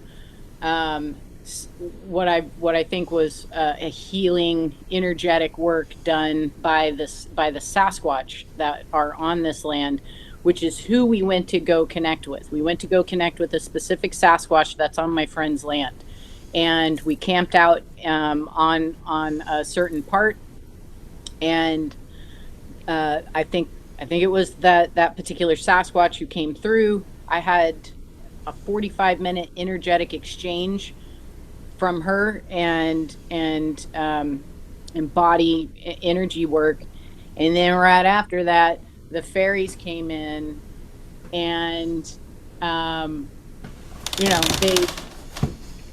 they made me see, or at least they had something to do with me seeing a ribbon purple energy that started at the peripheries of my eyes and then came in like this to meet in the center.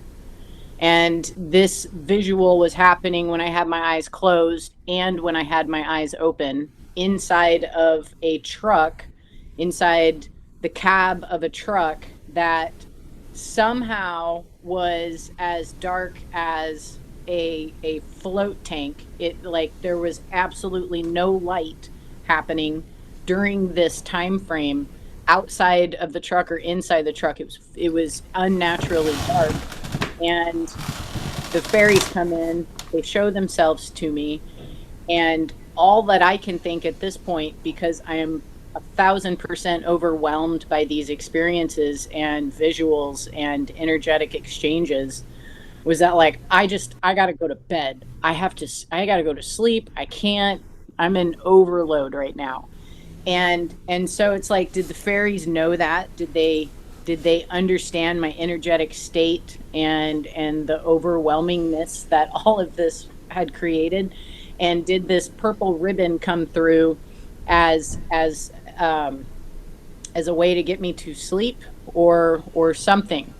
Because as soon as the that purple energetic ribbon that I could see, whether I had my eyes open or shut, when it met in the middle, boom, I fell asleep and was asleep for the rest of the night until 5 or 6 o'clock in the morning. When I did wake up, I exited the truck, and then soon after met up with the other two people that I was with, and they had woke up that morning to little tiny female voices outside of their tent, and they had absolutely no idea what I had just experienced that evening before.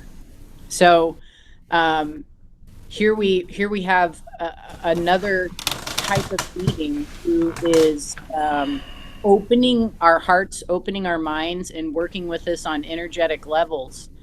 And they are doing this. This is my opinion. They're doing this because they understand how important we are as humans. They know what our capabilities are and what we contribute to the creation of this place. I don't think that positive higher dimensional beings would connect with anything less. You know what I mean? So that bridge is also like awakening us to the remembrance of how sacred we are as humans and what we can do within this incarnation and within this lifetime that we were gifted to be here, to come back into the remembrance of who we are, what we can do, to do so with them, and to co-create like we haven't seen in a long time, you know. And oh, again, the whole thing, that's so well said. Yeah. That's Yeah, so well yeah. said. Yeah, Not since the can't- land of Pan, basically. Yeah. it's been a while, you know. I don't It's a know long how long time. it's been, because I can see in the not so distant past evidence that we were in a really good place, and then something happened, you know, and Before the fall. and that's okay. You know, it's okay that something happened, because in the never-ending game of creation and life and consciousness, you know, this is our telenovela, and we're all participating in it. And I guess we're in a co-creation of a lot of fun, because I'm having a lot of fun with all y'all. That's what I'm Yes. yeah. Yeah. Oh, that's so great. Yep. Okay.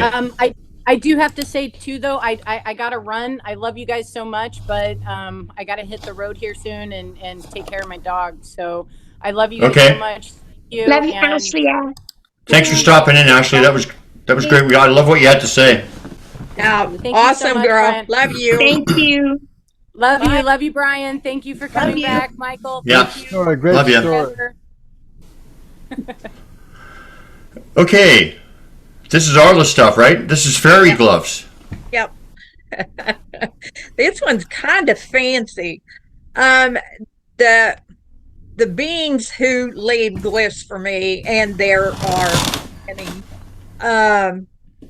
pretty much have like a signature modality of size. It's not all like that, but this was a glyph that was left here. And sometimes they do things just to get me to stop and feel their presence. You know, these are small. That's not, you can see my fingernail there. I see these immediately as I'm walking wherever. And so it's like I almost get a little, look over here, or don't miss this, or whatever. But yeah, I love them. They're forever doing something here, even in the house. They are, I say sometimes they are rampant around here. Yeah. That looks like a fairy size glyph. Mm-hmm. Should we go to the next one? Yeah. I don't know. This is cool. Oh, look at that! Oh, it was They cool. left me. That's similar to what Laurel was had. Yes, It's a it X is. and a O. That's Yeah, similar. X's and O's.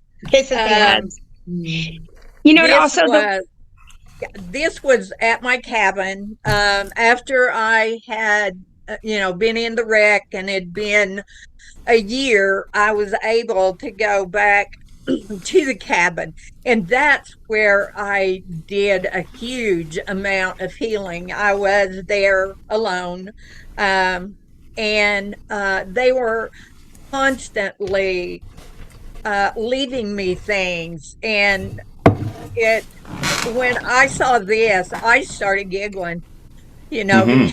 because the things they do, it just brightens everything for me. And I think that's so much of their energy, is they just brighten this world in such a wonderful way. So how do you this is a stupid question, but how do you tell the difference between a fairy glyph and a Sasquatch glyph? Is it the energy, or the message, or what? How do you determine who makes it? Well, I just know. When I see it, I know who left it. I don't question, well, now, did Sasquatch do this, or did the fairies do this? Most of the time, they leave very small things. Mhm. They want me to pay attention. And so now they've left some bigger things. I didn't share the glyph or the drawing that they did of Matthew when Matthew and I were on the road before we were in the wreck. And Matthew had a hard life growing up. He didn't get adopted till he was 14. And so he's carried a lot of stuff with him through the years. And he was trying very hard while we were on that truck together, in a very small space, to, work through some of this stuff. And they were so instrumental in helping me understand him and how to see him. And so they would leave things to get me to think. Now, this is Matthew's house shoes. That's a pretty good tea. His last name, his adopted name is Twilly. Yep, good one. So, and look at his house shoes. They're even kind of in a tea. They weren't like that. Yeah. So, Wow. Oh yeah. Yeah. Yeah. Oh, that's a good catch. Yeah. Very subtle. yeah. Maybe I'm starting to think maybe the fairies are reaching out to me too, because Oh, I've seen yeah. little tiny ones like this many times. Little And, tiny petite ones. And then and then Sue and I would say, geez, how do those big hands make those little things? Maybe those big hands aren't making them. well, they can. They can still They do can, that. yeah. Yeah, Yeah. they steal things too. Yeah. No, I know they can, but it's yeah. Yeah. But yeah, I've seen a lot. I've seen a lot of those. Matthew I get my and crystal stolen. had a disagreement one day when we were on the truck, and so I got out of the truck and I walked off, and I was just saying, I really need some help to understand him. I don't want to make this worse. I just want it to be where he feels like he can express himself in whatever way he needs to express himself. I should have sent that one to you, but I didn't. But anyway, it was a little kind of a stick figure man, but it was a very elaborate one, down to being anatomically correct. Yeah. So when I came on it, I said, I knew immediately it was, this man is special. And this man is going to process a lot of things by being with you. Here's a fairy. So, yeah, that's coming from the fire. So we get them a lot with Grandpa That's a Fire, cool one. but Grandpa Fire and I are one. I'm very much fire. Yeah. And a lot of things are given to me through Grandpa Fire, and even light language. I've got light language that's been written in Grandpa Fire. But these are fun, when they're around, and it's just fun. It's fun for me to go back and look at them. And that's cool. Yeah. Oh, here we go. Okay. This has to do with Matthew too. Oh, I love it. And this was actually at Barb. When Matthew and I had known each other for quite a while, and we were just friends, we talked. Well, it started to change before some friends and I went to Barb's for a workshop. It was me and Kaoma and Ginger and Jonathan went out there. Well, the whole time I was out there, I didn't talk to Matthew. And that was very unusual, because just as friends, talked a lot. And they left me several things while I was out there to let me know. And that one night I had asked, I was talking to them, and I had asked about Matthew. Is this something I need to even be entertaining, that I would be with him more than just a friend? And I just talked about it and then went on to sleep. When I got up that next morning, I was walking around Barb's yard, and this was on a tree stump. Oh, yeah. And you can see how small it is.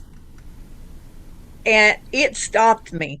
I mean, in my tracks, it stopped me, and I looked at it, and I knew immediately what they meant by putting those two hearts together. Is that stump horizontal or vertical? Is it like it's... I'm up over it. I'm standing over the top of it. Oh, okay. So it's on the ground, lying on the ground. It is Okay. actually a stump. No, Arla, that was a railroad tie. That was the railroad, but it was standing up out there in the front. No, Yeah. this is Oh. the driveway. Hmm? That's the railroad tie that was laying beside the driveway at the end. Yeah, it was out by the driveway. Yeah. Yeah. So that's a So, powerful message for you. yeah, And they did more. They would leave A and a T together, Arla and Twilly. yeah, It was yeah, funny because they always addressed him as Twilly, as a T. yeah. Well, And I mean, yeah. This absolutely rings true to me because as you know, I mean, they've been leaving messages for Susan and I for years. So this is yeah, same kind yeah, of thing going on here. Pretty cool. it is. It's the very same thing. There are many beings who communicate with us through this type of things. Yeah. No, this That picture I can't get it any bigger, but this is that's the Barb. this is the tissue That's this is the Barb's tissue picture. that is the fairy, right? Yeah, That's absolutely. Barb. Oh, yeah. As soon as I saw that, I could tell what it was portraying. Yep, Sorry, it it's so is. small. I can't get it any bigger. Yep. That's so cool. It wasn't very big. It was just right there on the floor outside the bathroom door where the sock appeared. Oh, and there I just added that picture, Arla. There's your something Oh, fairy. this is this morning. Yep, this is this morning. I'm sitting in the circle. Lots of stuff goes on down there. Did you get the audio? Yeah, we're gonna do that. We're gonna do that. Let me just quickly before we get to that. Let me. I want to share something with you. I want because I'm thinking, you know, the fairies, and maybe I'm. Well, I'm sure I'm thinking everything is Sasquatch. So, but I wanted some insight from maybe Christina and Laurel on these. I'll show you these, and I'll tell you the story behind them. Just give me a second. You guys want to say something, Beans? While I'm looking for this. Yeah, when you get a chance, go in the back of your microphone and turn your gain to the left so it's horizontal. You're still the gain to the left, The gain. Yeah. all the way off. No, just till it's just pointing to the left. Well, it's all the way. Can you hear me? Yep. It's much That's better close. now, but turn it up a little bit. Just a tiny bit.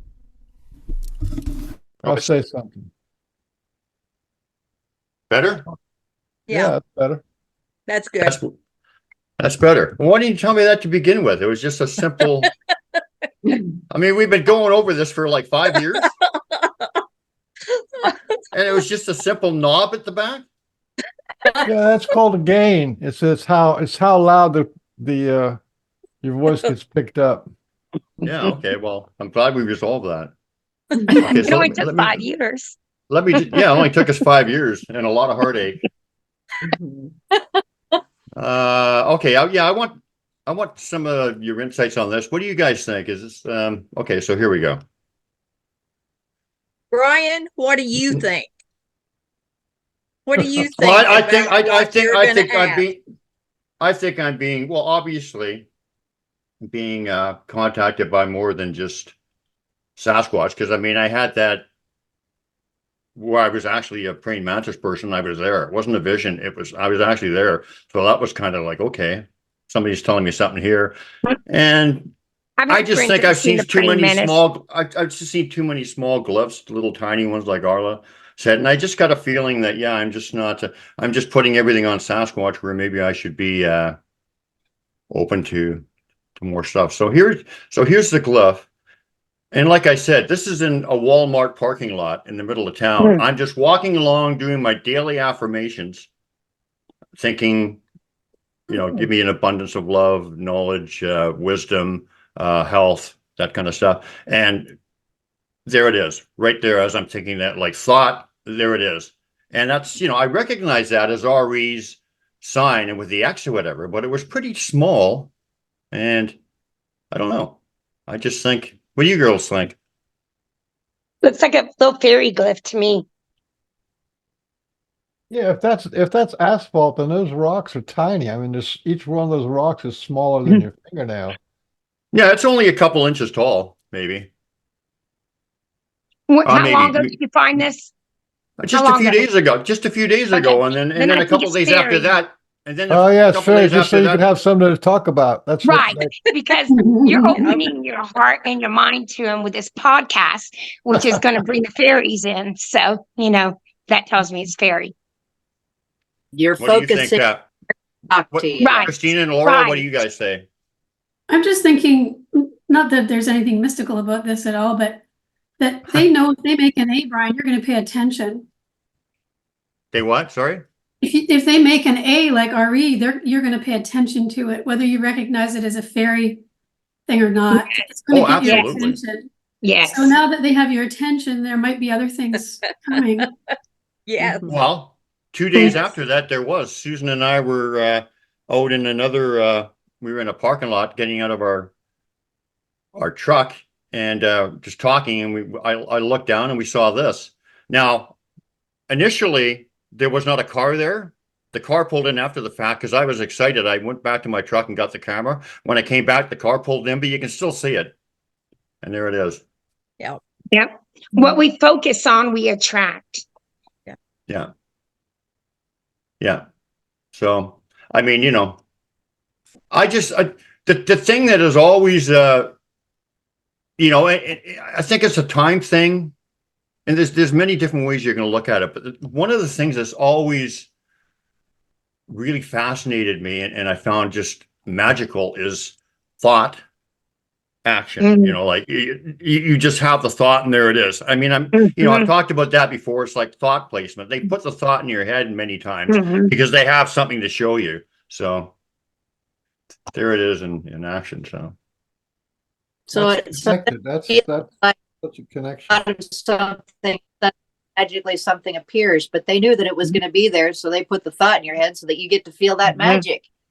It could be that it could go that way, or but basically, Something like that.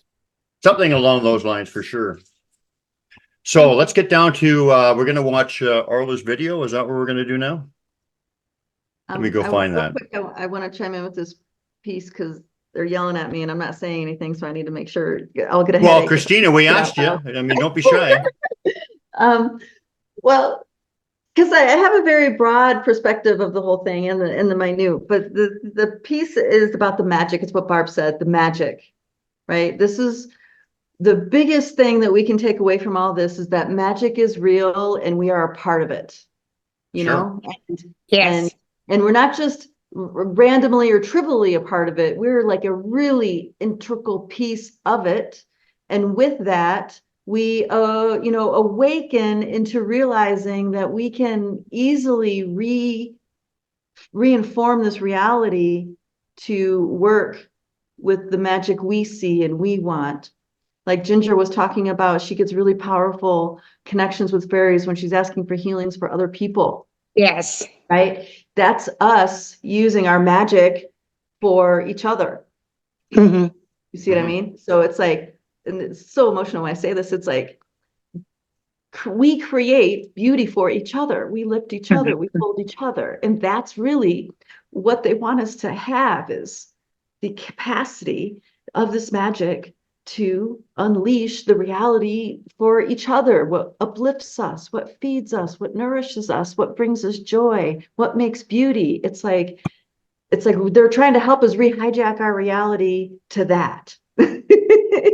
And the glyphs and the energy and all these pieces, they're getting our attention, but it really takes our dedicated, committed focus, say, to really walk that. And I feel like that's the invitation here for us to really embrace that and understand, like Ashlea was alluding to, we are these amazing sacred beings. And just imagine the reality we would make. We're really acting from that place. Or imagining you're in it, imagining you're doing it right now. Right now. Right now. Like that's what, Barb, when you were talking about that feeling when you come into an area, that happened here where I live and I'm riding my bike and I could just see that my state of mind was not the same as everyone else's, because you have this idea as you're coming out there, you're opening into nature, you're opening into all these realms, you're open to it. So it's like, okay, let's get together sort of idea. It's like oh, for lack of a better word. And then riding my bike, and all of a sudden it's like I almost hit a wall of energy, and I know something's going to happen, you know? And then I just start getting my camera out and I start taking stuff, and every time something happens. So but if you're not sort of in that feeling, and you're not having that joyous expectation of what magical thing's going to happen, they're attracted to that. They can tell that you have that in your energy field. Mhm.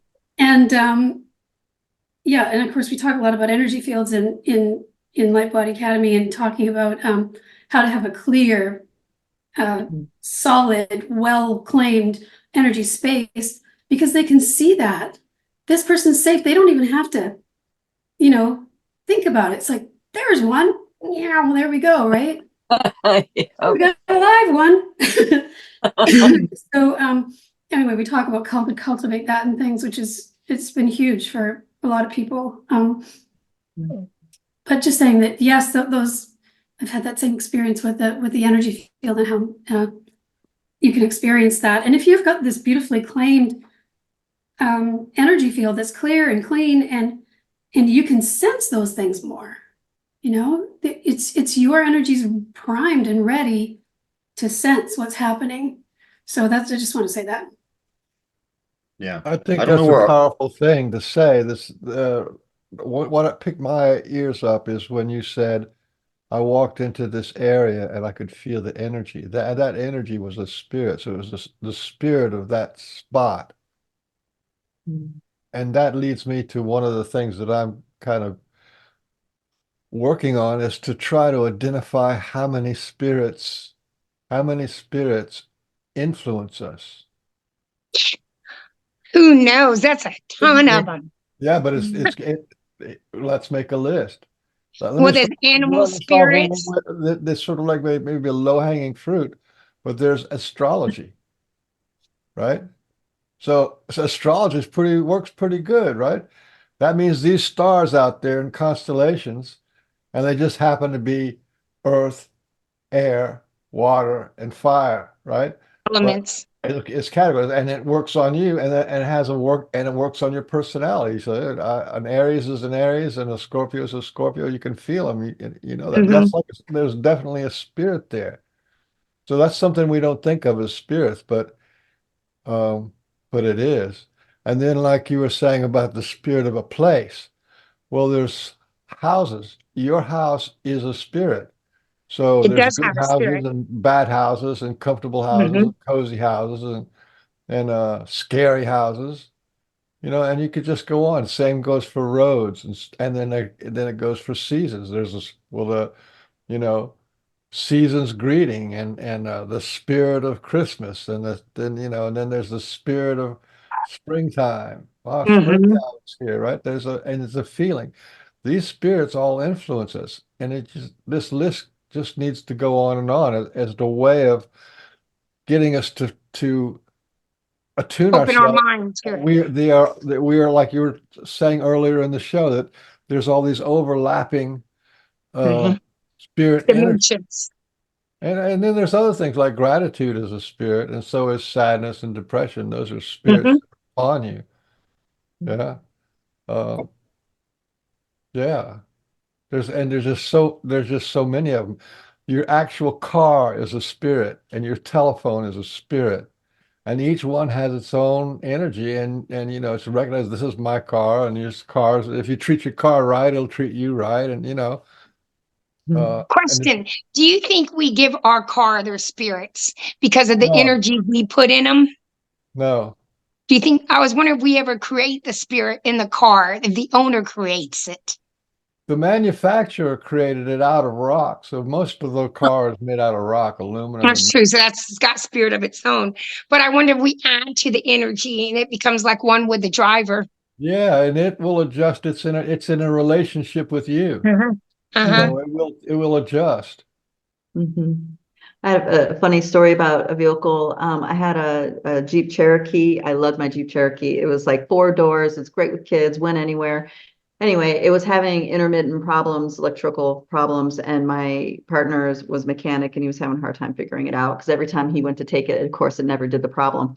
So I go to Peru. I end up on this crazy adventure and I'm doing a despacho. I find myself in this village with this elder doing a despacho. And he looked at me and halfway through and he's just like, your car problems are taken care of, which he told me in Quechua, which was then explained in Spanish. And you know what I mean? Like, I'm like, oh, good. My car is a problem. Good. So the adventure continued. I come back many weeks later and I asked Doug, I was like, oh, you fixed the car. And he's just like, no, I never did the problem. I didn't touch it, you know? And I'm like, oh, and it never made that problem again. It was done. It was that electrical issue or whatever the intermittent issue that it had, it just never did again. And it was all from that prayer that the elder was doing for my car. Wow. Unbelievable. True story. Do you think Well, it's that not every unbelievable, but inanimate it's fantastic. What? Do you think that every inanimate object, like even a pencil, has a spirit? Yes. Because I know when you look up, my daddy was big into telekinesis and he used to move pencils with his mind. And when you look up how to work with telekinesis, someone will tell you to talk to the spirit of the object you want to move first and meld with the spirit of the object. I think that's how they move these big stones. Is these people were completely, and because I've had some experience talking to a big stone god, and I have a feeling that if those people were tuned into the stones enough, they could make them so they could move them and shape them and stuff like that, and that was relatively normal for them. Can you hear us, Arla? Can you hear me? We can hear you, but we can't see you. I can't see me either. I don't know what's going on. I see Arla. I see her. But wait, she Well, just 'cause disappeared. The spirit of Zoom. She Huh? disappeared. We're thinking of putting your video on now. Okay. You can see what you can see though, right? Yeah, I can see what's going on. I just don't see me. I mean, it booted me out and kicked me off, and I had to go back and come back in. Oh, mine So- shows you Arla, but it's Well, got hold a on. picture of Michael, but it says Arla below Michael's picture. I'm gonna stop your video and then ask to restart it again. Maybe that'll work. That's interesting. Okay. Okay, so hold on. But anyway, Beans, can you? Okay, I'm gonna ask to start video. Did you see start video Okay, request? it says the host asked you to start your video. That's correct. All right, That's me. I hit start, but nope. I mean, I Okay. don't have to be seen. No, that's fine. Beans, why don't you go find Arla's video and just do a little magic. prelude to this. This is a video of a fairy talking to Yeah, Arla. I'll set it up for you. When I came back to the cabin to heal, and there was so much interaction with pretty much everything. And the fairies, I mean, they were constantly doing stuff. And at the same time, a tree right by my cabin, there was a hawk's nest. And I got to watch this young hawk and its parents. I mean, I could sit on my back porch and talk to this little hawk right there. Mm-hmm. And so I had been out videoing constantly this little hawk. And it was like the fairies were, I mean, it was always like, I'm doing the hawk and I'm just leaving everything else alone. I'm so focused. So one morning when I'd gotten up, the fairies had left some things for me. And then I went outside and I was videoing up into the trees because I'd get to see the parents come and drop things from up in the air down to this little hawk. And he would get up on the side of the nest and we would talk. Well, this particular morning, the fairies were there and they were going to be noticed. So I'm videoing and I'm looking up into this tree and I hear this in kind of a loud whisper, "Look up at me." And it's a loud whisper. We couldn't get it to where it would make it easier to hear. This is only a 5-second clip, and she says it right at the beginning of the video. I have this chopped up into 3 times, so it's 15 seconds. Okay. The first time is the original. Second time is I boosted it once, and the third time is I boosted it twice. Okay.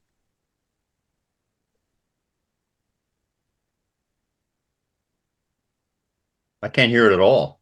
Mm-mm.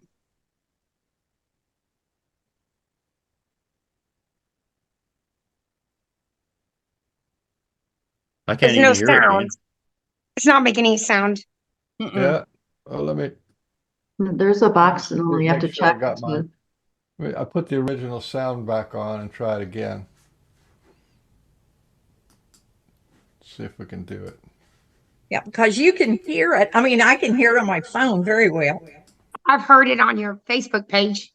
Yeah. No, Be quiet.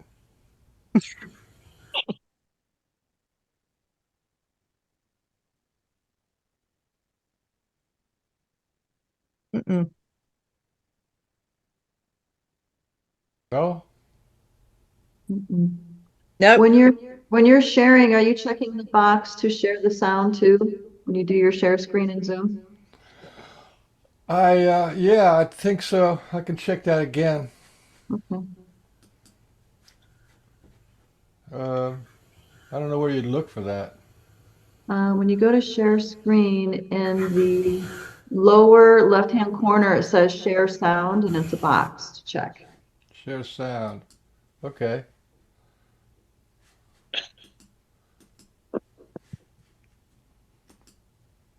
Ta-da! One more time.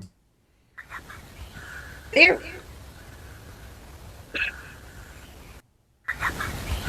Yep. Oh, Yep. Yep. I heard it. You can see it, you can hear it. What she says is look up a C. No, she says, "Look up at me. Look up at me." That's what it sounds like, but when you actually listen to it, she's saying, look up a C. Oh, Well, the that's Baltic, not what I hear. the Baltic, Black Sea. look up a C. Look up at me. It sounds That's look up at pretty me to cool. me.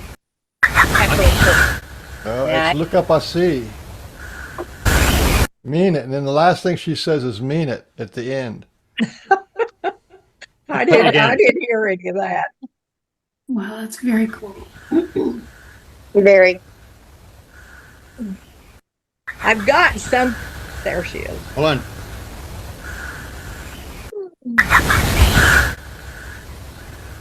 I don't know. I hear look up at me. Yeah, I was pointing the camera up when she said, and I was filming when she said, "Look up at me." You know, she wanted to be seen. I'd been putting all that time in on the little hawk and not them. And so she let me know that she wanted me to look up at her. Love it. So What do you girls hopefully, think? yep, hopefully when I get agree. the sound guy working on that, it'll be a little more clear. It was good. Well, I thought it was pretty clear. You actually have to have it boosted up and go off the original and you know. Anybody have any It doesn't thoughts really on matter. it? It doesn't change the meaning of what was going on. No. No. And that's, I've gotten other things that are very suspect of them talking. It wasn't an intention that I was trying to catch them doing something. But this one, I know for sure that she's, she was there in that tree right above me, watching. They'd even left funny glyphs hanging from a tree, little things. So they were Yeah. very definitely wanting my attention. I forgot to mention, because we were talking about that. Sue and I were talking about this quite a bit lately. Is the fact that it's bigger than the Sasquatch or the fairies or whoever is leaving these glyphs. It's not important who's leaving. It's an answer from the universe. Yeah. It's not important who's actually leaving it. And That's a good point. yeah.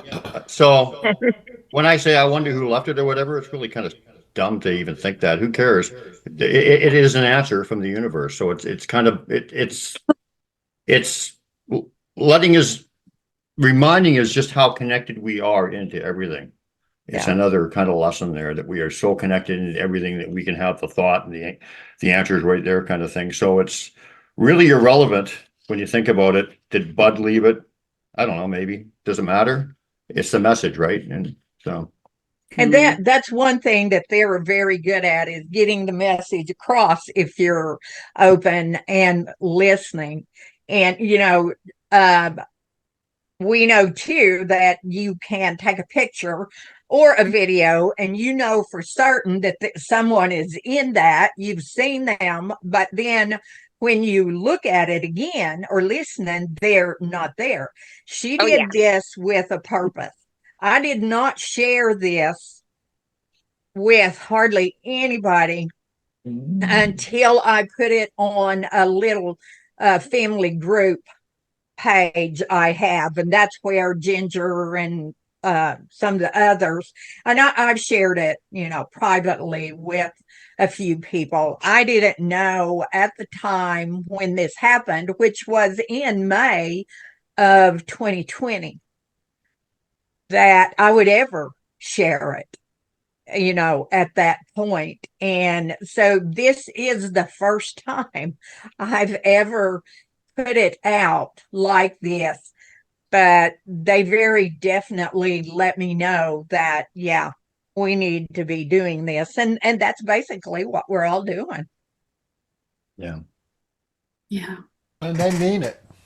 And I think, and I guess it goes, it's goes for saying that the fairies would have the same kind of message for us as the Sasquatch people, and that is to remind us who we are, right?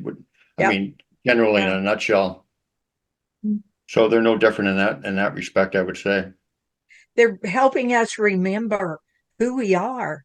Yes. Exactly. And I'd also you're like to add to that there's a huge commitment on their part to that. Yeah. See, that's the whole thing that they've got me personally focused on, because I think the answer to, at least a lot of the answers are related to us really finding out who we are again, because we're just not going to carry on like we are when we do. So it's huge. That's yeah.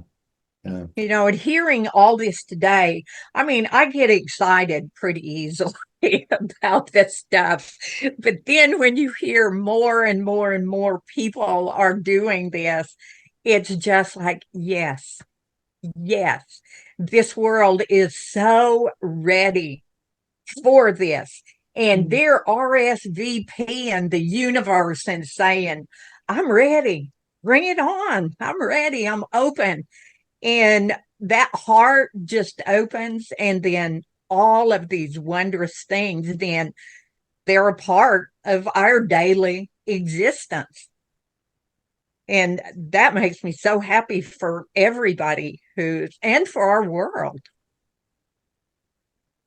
Absolutely. I can't. Thinking back to the way things used to be, it feels like most of my life was lived in the dark ages. It's hard to imagine going back to thinking like I used to. Yeah.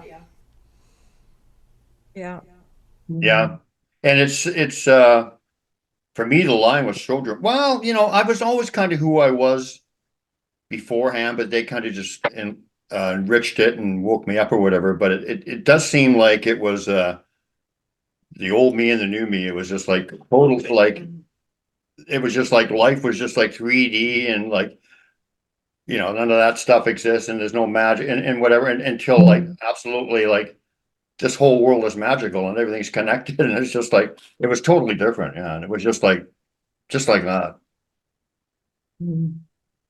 It changes people's life for good.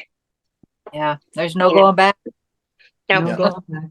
Mm-mm. Can't Anybody wait. want to share any more fairy experiences or talk about anything pertaining to them or I have a troublemaker fairy story. Just let's shows go you for to it. make sure you respect your fairy friends. Yes. I've told this story before, but it's a great story, and I love it because I wasn't the only one experiencing it. I was with two other ladies. So I'm with two friends at Princeton Hot Springs, which is these beautiful hot springs in the Collegiate Mountains of Colorado. Anyway, my friend, older lady, has a sanctuary in the mountains there, specifically to help preserve indigenous teachings and provide funds to get water and stuff for them. Anyway, she met this cute man, older guy, and they hit it off, and he was really into what she was doing with her foundation. Long story short, and several hours go by, we decide to get out from the hot springs and go to dinner, and we go into town and go to this little brewery.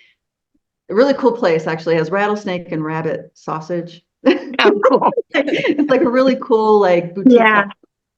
And anyway, so we're there enjoying our dinner, and then we look over and he's having dinner. That same guy's having dinner with this other lady, and we're like, "Oh, too bad," because she thought he was cute. And so by the end of dinner, he comes over and returns to my friend and, "Hey, I'm really interested in what you're doing, and we need to stay in contact." And he gives her his number on a card, and then him and his friend leave, and she's like, and we're still hanging out for a while, and then it comes time to go, and she can't find his card anywhere. And this place was a magical place, a small town, mountain town. I don't know if you guys have been in those mountain areas, well, of course, you guys, I guess, all live in mountains on some level. And there was a lot of elemental forces around. So my friend and I were like, well, hey, there's a lot of elemental forces around. Why don't you ask help of the fairies to find his number, to find the card that she lost? And we're like, they love chocolate and shiny things. And she's like, okay. And she pulls out, and she has this little Halloween Heath bar, and she opens it up and puts the shiny foil next to it and the chocolate. And she's like, fairies, fairies, please, please, please help me find the card that I lost. And like split second later, poof, it shows up. It's right under her butt. And, and she's like, I have the card. In her celebration, she's like this, and then she leans forward and goes in and grabs the chocolate and puts it in her mouth. And my friend and I were like, she's like, what? You're like, no, you don't do that. They gave you what you wanted. You don't do that.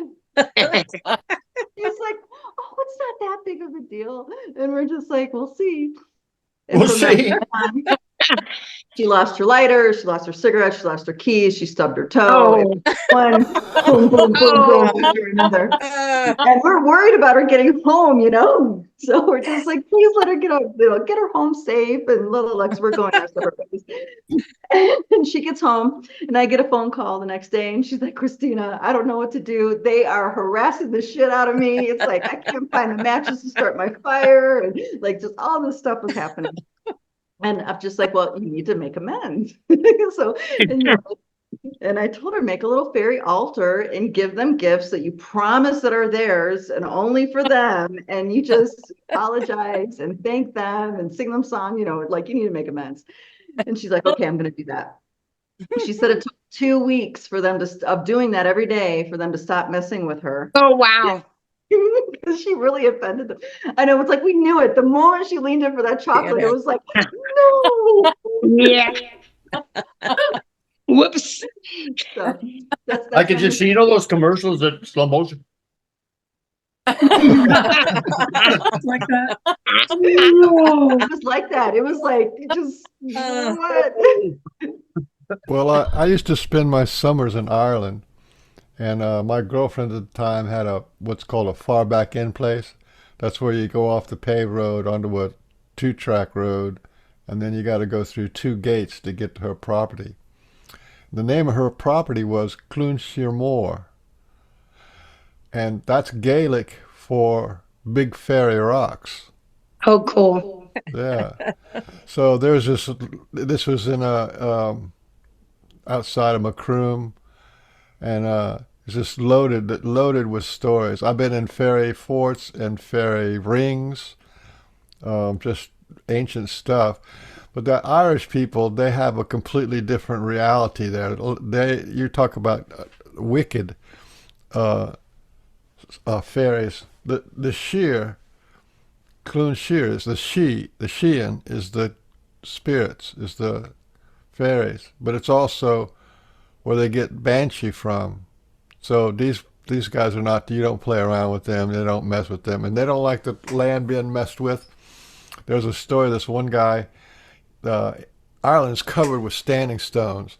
They have standing stones all over Ireland, and they were put there a long time ago. They're on the ley line, so you could walk from one standing stone to another, and you would have energy, and then you could actually navigate all the way across the country on foot just by going from standing stone to standing stone. And anyway, this farmer But bought I can some believe land. that. What? Yeah. I can believe that. And the cows walk on those lines too, because they're the ley lines. This is where the energy is. So this one guy came from Dublin, and which is a big city. And these guys we're way out in the country, in the bottom of Cork, at the bottom of Ireland, and it's just rustic. The people at the time, people were still taking their carts with a horse to take their milk to the creamery. That was, in modern times, they're still doing that. But anyway, this guy comes down from Dublin, and he had this big stone on his property, and he just got his tractor and pulled it out. He was going to plow that field, and people in the town around him, Ireland's like, every 5 miles is another little village. It's sort of like full of villages, and then it's a little bit bigger towns. Everybody in that village got to start freaking out because the cows started getting sick and kids started getting sick. And they went to his house, en masse, like, 5 or 6 or 8 of them. And they wouldn't, and every time he would go to the store, right? He'd either go to the pub or go to the hardware store, feed store. They'd like tell him, you got to put that stone back. You got to put that stone back. And eventually the townspeople said, either you put that stone back, or we'll run you out of here, burn your house down. And the people actually stayed there while he got his tractor, and they dug a hole and put the stone back where it was. That's how serious those guys are about it. I have lots of stories about fairies from the Sheehan. Yeah, they call them the good people and the wee people because they're not supposed to. They don't want to say the word fairy, or they don't want to say the word she or banshee, because that'll bring them to them. So that's their little shield, self-defense, is to call them the good people or the wee people. Because even they know, if you think about them, you attract them. Right. Do you have any insights to share, Laurel, about that book, My Summer or whatever with the Fairies? My Summer with the Leprechaun. Summer with the Leprechauns. Oh, I'm sorry. If you've not read that book, it's such an amazing book. It's set in Ireland, and the lady goes there and surprisingly connects with a family of leprechauns in the cottage that she's in. It's a true story. It's well written because it's really funny and it's very short. It's a very enjoyable read, but I would recommend that to anyone. There's a lot of stuff in there. You have to read it more than once. It's very compelling story about Irish. I think I've seen a leprechaun once.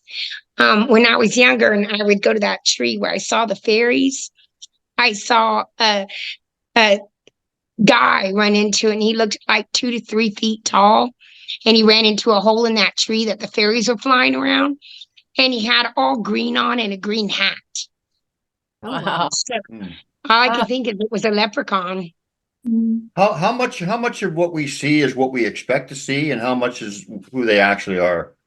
You know what I mean? Because Yeah. we But 99% is what we expect. what we expect to see, right? So Yeah. if we see a Sasquatch and we think they're going to be big, friendly, fatherly, like I would, then that's what I'm going to see.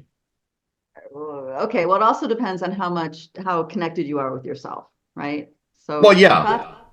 right. So, because there are people who expect hostile experiences, and that's what they get. Yeah. Right? Well, there's but times- basically though, for them to approach you, they will approach you in a way that you can accept or whatever. So, I mean, maybe that's more what I'm saying is that, in a way that's not threatening, perhaps. Yeah, and they want to be recognized, so they'll take on a shape that we recognize, Right. that we'll identify. So yeah. That's the whole thing about our lenses. The lenses that we have that perceive the unseen world, they're completely shaped by our beliefs, our programming, our ancestry, all that. So when we see these leprechauns or with the little green hats and the little buckled boots and all that, is that because we expect to see them like that, or is that actually what they were? I think it's in her case, they were touching on like an ancestral memory of that energy, like this. It's like dreams. Everything has a meaning. Everything has a purpose. It's not just random. It's all very specific to you in your lens. So I've been shown that fairies don't actually look like what I think they look like. And that was one of the things I was educated about by the stone when I said, I've never seen one like you before, because it was such a silly thought, but hey, it was there. and it's so was that fairy, sorry, I'm sorry, Christina, but was that fairy showing you how they really look, or is that what you're saying? Well, it was an engagement where I said that they thought it was funny, and then they reminded me that I only can see what my lenses allow me to see. Right. So that's part of why they were laughing, because it was something really ridiculous. But I didn't, it was a random thought. It was just there, or not a random thought, but it was a spontaneous, utterance inside my head. Can I add something to that? Oh yeah, sure. Francesca, after the first time I went there, because I've been up there several times, it's on the side of a mountain, so I can't just go there all the time. But anyway, so she showed me herself as this fairy with wings, so I could see she was a fairy. And the next 3 or 4 times, she showed me herself in different ways, but I knew it was her by the energy signature. She showed me herself coming out of this, and I've got video, a lot of this stuff, coming out of the hole in that same tree is tiny and then getting huge, like 3 feet tall. And not looking like a fairy, just a blue light signature, same color as she always was, tiny, concentrated, and then this huge shooting up to this other side. And then there was another time when I was there with my brother, and she landed in my hand, but it looked like 2 butterfly wings. It was like an image of these 2 very filmy, like you could see the same color of light, so, and same energy signature. So I knew it was her showing me this, but I can look like this, but I can look like this, but I can look like this. So I feel like they're teaching us things. We just have to sort of be aware of, like, they're teaching me something. They could be teaching me something. Maybe that's a good way to put it. So be thinking I'm learning about the different gateways in the spine for the energy body to re-anchor and synchronize with the nervous system. And that is one of the encodements, is the keys to seeing beyond the illusion. And the illusion are those lenses, right? And you're really close, because it is talking all about like heart feeling, knowing something, like really knowing something in your heart. This is I guess the key to practice to see past the illusion. And that's specifically right at the in the cervical vertebrae. Like, so how we have really strong thoughts and then we get tunnel vision, we really can't see anybody else's point of view except for a really strong feeling. That's actually a function of this gate being shut down inside of us. So as we open to expand our awareness and soften the way we hold things and what we think we know, as we soften, that it helps us open that gateway. So our energy body can fully merge with our nervous system again. And there's several gateways, but that's one of them. What you're talking about is this holding things loosely in our awareness, so we can really identify something, not by the visual, but the feeling. It's like they have an identity in our heart, if that makes sense. Oh, and that takes me back to that saying, there's something I do not know. The knowing of which can change everything. I love that saying. Yeah. I know, me too. Mm-hmm. And I wondered if that would ever get old, but it never has. Never has. So Barb, why are you thinking the fairies are in your life right now? Are you feeling anything different? Is this a transition for you, or? I think it's all just part of the bigger picture. I think it's probably a similar situation with the Sasquatch, where, they've known me a lot longer than I've known about them. And that's the right time and the right opportunity to show themselves and use basically me and my camera as an opportunity to expand the amount of people who will open their minds to them. When we're out there and we're having our personal experiences, those are our personal experiences that we grow from. But we can tell people our stories and people will get things from our stories, but when we can actually show them and they can look at it, and you can imagine how many people that I've showed that video to who would never have even come close to saying that's possible until they actually got to see the video, the screenshot. And it's all part of the bigger awakening, I think. What kind of reception are you getting from people, and including people who are not maybe quite as open to this kind of stuff? Are you getting positive feedback? All positive. I was really expecting to get a lot of negative feedback from this, but I'm really not. And people, even like my brother, my brother's never been open to any of this, and he took one look at the video and he wanted to know, okay, so what can you tell me about fairies now?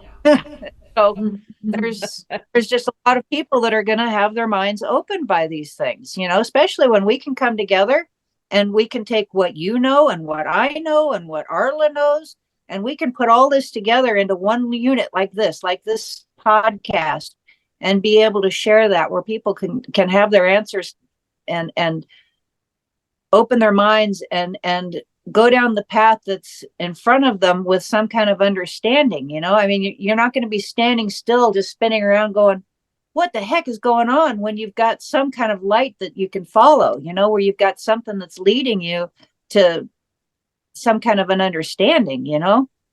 Yeah, that's really well said, Arla. And I feel like that is why we're starting this elemental page, and would love if anybody would like to contribute your stuff to that page. I think it's so important.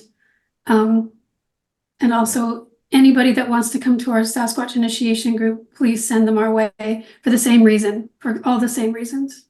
It's well, you look at my videos in there. Thank you. Do you have any Sasquatch messages, Laurel or Christina? I mean, Well, not Sasquatch. I mean, sorry, Sasquatch. Yeah, fairy. Well, actually, now that you said Sasquatch, I just wanted to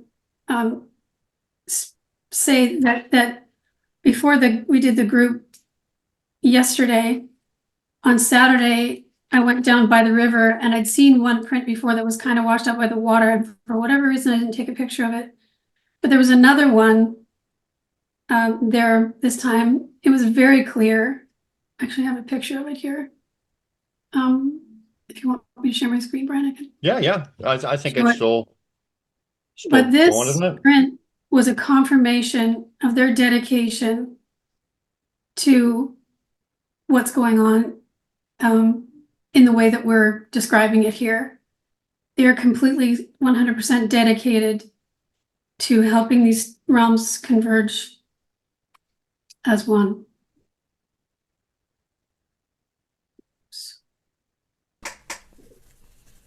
I've got it enabled for you. You looking for it? Yeah, Oh, there we go. Cool. Look at that. Yeah. That's awesome. And actually, this is a young one. Right beside it is a bigger print that wasn't very clear. You could see the leaves were pushed up, and that's what got my attention. And then I walked past it, and I could see another one where the, big one where the leaves were pushed forward. And there was a huge gap between them. And I looked at my phone where I'd taken the picture of the first one, and then I saw this little print. And I went, that is so clear. And then all of a sudden I understood what it meant. But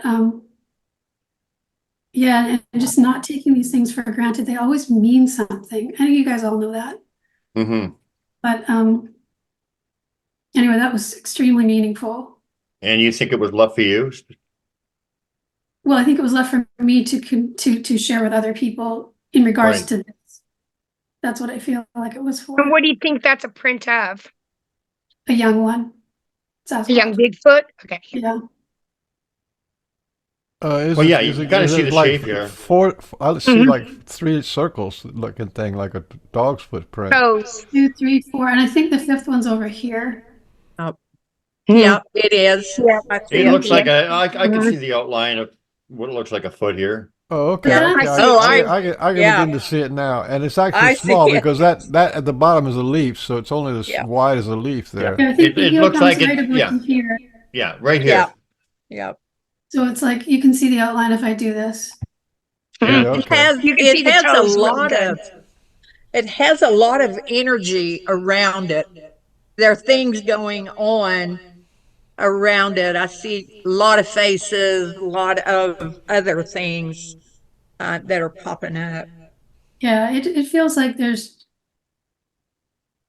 was a big confirmation. That's all for me anyway. For their dedication to what we're doing, all of us here.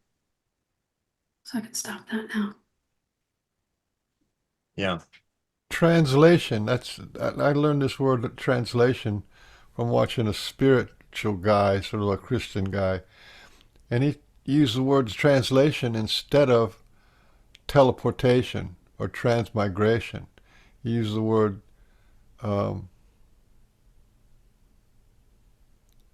because we translate from one understanding to another and from one being to another. It's a translation, and means you have to think and feel. And I just feel like that applies to here.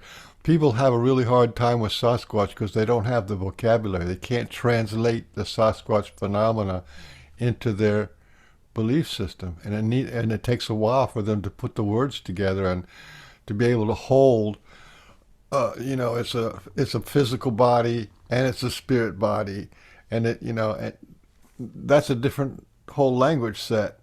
That's a whole different worldview for so many people, and this translation is one of the things that we're doing, is helping people, get the feeling that there's more going on here, and that there's a lot of people who've experienced fairies and a lot of people who are friends with the Sasquatch people and the angels and the dragons and the dragons are really coming forward for me through other people talking to me or asking me questions, because I talk about them, and that they have played a very important part in my life for a very long time. And the history of Earth, because like I said, going back to the land of Pan, our protectors were dragons. The protectors of, Pangea were the dragons. Is there anything that the fairies want us to talk about? This is their show. Do they have anything to say? Any messages or? They don't like that. What's that? I put out a bar with a bacon maple bar, and they picked all the fatty pieces off and ate the rest. They don't. So they're health conscious. Yeah. Laurel, Christina, this is their show. Do they want to speak? I feel like it's all happening. I don't feel like we need to say anything else.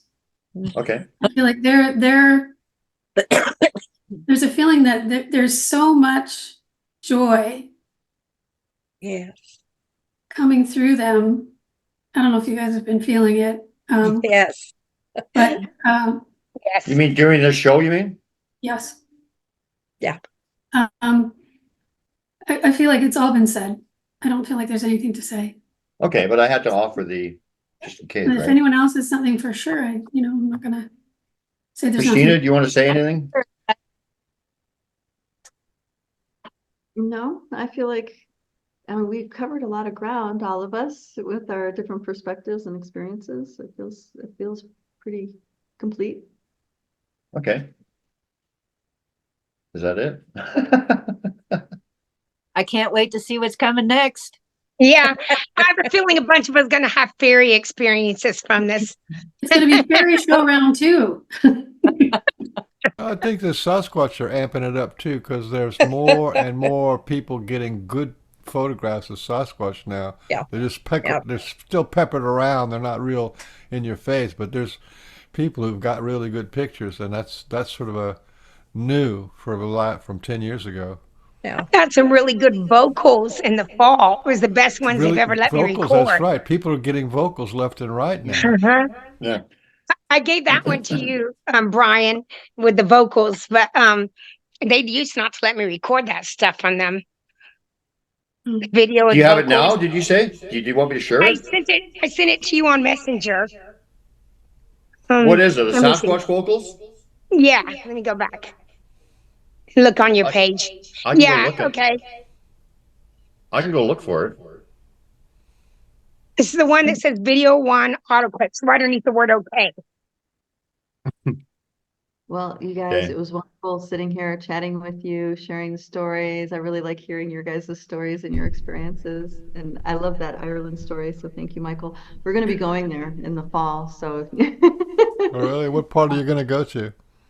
we're in the midst of deciding which parts. Go to the south for sure. That's where all the wild stuff is. Oh, That was my first hit, was to go to the south. Oops. yeah. The Southwest seems to be. Go to Kinmare and Cork and. So I guess Those we'll be places. seeing you, Christina, and well, I see Laurel all the time, but I guess for your Yeah. gathering, and if anybody wants to come to not my gathering, RE's gathering in September, let me know too. We'll be having another one. Oh, yeah. Hope to see some of you Okay. there, including Barb Shoop. I'd love to go if we can get going. Last year we tried to go, but then I got shingles. So Yeah, I found they're totally different, and one is not better than the other. They're just totally different gatherings. The light body gathering is different than my gathering. Yeah. But They all are. Where's the light by the gathering going to be? well, that's in May. Yeah, No, where is it going to be? it's going to be right where I hold the RE camp out. Really? Same place. Yeah. But So they, you've been- the, you've the been September stealing the one. light- Really, the only thing that makes it a light body gathering is that most of us from light body are going. Yeah. So you've been squeezing Where is out it the juice at? from the Light Bottom Academy this whole time. Maybe it's because of the people that are there, and that's what I suspect. But my gathering is much more hands-on. Like you're more likely to hear them walking or doing something and interacting. This one is more personal, I guess, or subtle, or I don't know how to describe it, but they're just different, and they're both equally good. Sure, sure. Well, what happens is that we have been cultivating our subtle awarenesses in a very dedicated way as a group for years now. Right. And we hold a particular space that, and so it's kind of like rather than us or reaching into the frequencies they need to closer to the human realm, they work with us, bringing us closer into the Fey realm. You know what I Yeah. mean? So it's kind of like they don't need to Yeah. reach out far frequency wise. So, and it's really because as a collective, we have that capacity. So It's different things needed for a different group too. Like your group is looking for something Yeah. different than some of the people that come to mind or whatever. It's all, right? So we went the whole time and didn't talk about ETs, which is kind of interesting. I was just thinking about They're that, part of Michael. the mix. Get out They're of my part of the head. mix, you know. Aren't the praying Yeah. mantis ETs? Aren't the Some of praying them, yeah. But mantis? that's another show. Well, and Yes, there's also a good Pleiadian one. fairies and Andromedan fairies, and so I Yep. mean, the elemental realm is all over the cosmos. So just Yes. could chime in about them. Oh my But God. I do need to go. Food is ready, and I need to go too. I haven't eaten lunch yet. Okay. Bye-bye. Well, That's the maybe end. maybe we'll wrap it up. I was just going to say that for anyone who has missed the Pork and Bean show, I think we're just going to have shows when there's a show that needs to be done. So I'm not going to be having them every week, and it's we're not going to have like 50 shows a year. But when there's a show that comes to us or that has to be done like this one, we will do it. So I might do 10 shows a year, might do 20, might do 3. I don't know. Well, thank you for thinking of me again and asking me to be on the show. Well, Of you're course, the star. of You're course. the star today. Bye, everyone. And Laurel. Lovely to meet you all. Bye. Good to see you all. Blessings. Thank you, Bye, Laurel. Thank you, Bob. I guess we'll see you next week Bye. camping. It'll be fun. See you soon, Brad. Bye, Yeah. everyone. All right. So, anybody else have anything to say, or should we wrap her up? I'm good. Nope. You got anything? That's about it. Amigo, amigo.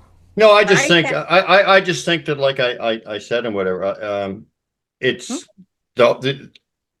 it really just comes down to the fairies, the elementals, the our guides, whoever you want to look at, whoever it is, opening us up and reawakening us to who we are. Because that when that happens, then that's when everything changes. That's where the conscious shift, all this stuff happens. And so that's all that really matters. And that's Translating into better selves. Yeah. Or, Yeah, that's why- subtle that's selves. why, and everybody has their own focus, and it's all worthwhile for them, and it's their journey, or whatever. But I just get a little saddened when the focus is so much on evidence, when it's not about evidence at all. It's about this But opening us up. There are It's a there bigger are picture kind of thing. there are people who need to see things. They need audio, they need videos. Man, I hear myself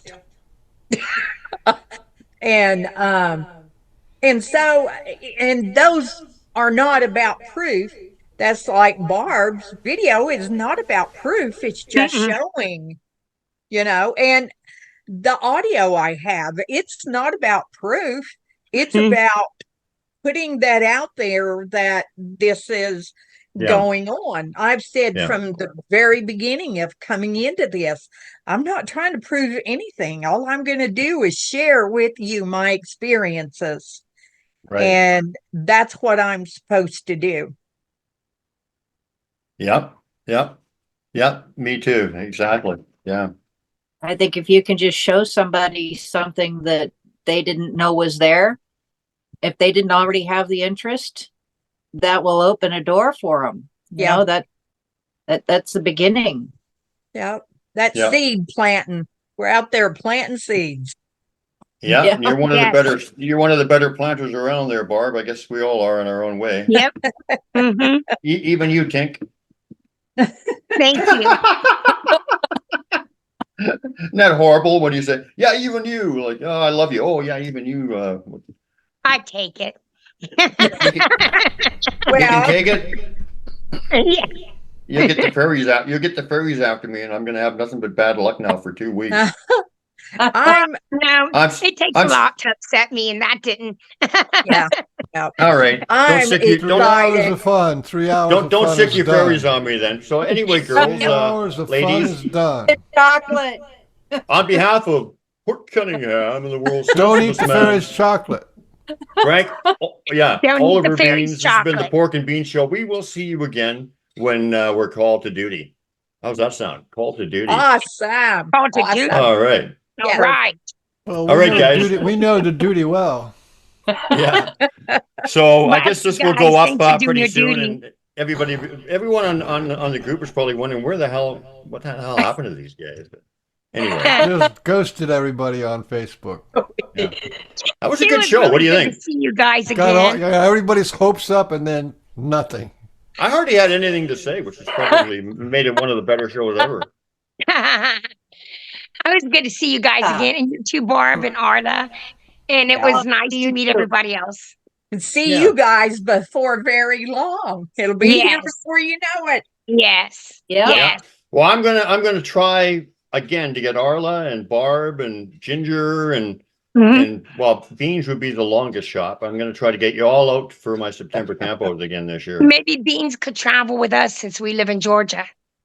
Are you There gonna you go. You're gonna drive out there? Oh, I like driving so I can see the scenery. See, Beans, now you got no You're excuse. you're gonna drive out there. I mean, that's like a 500 million miles. Well, I already You drove can drive to the moon. Georgia a shorter few than- years ago. It's an I adventure, already drove to Beans. Barb's house from Georgia a few years ago. It's not money. It's not money. It's not a long drive. It's an adventure, right? Well, the thing is, if you get to drive, you get to see more scenery. Yeah. And you're gonna pick yeah. Beans up, so he's got no excuse now. No excuse. Okay, well, you're coming then, Beans. We'll have the taco apron and the hat and everything ready for you. Yep. I get to see him in April.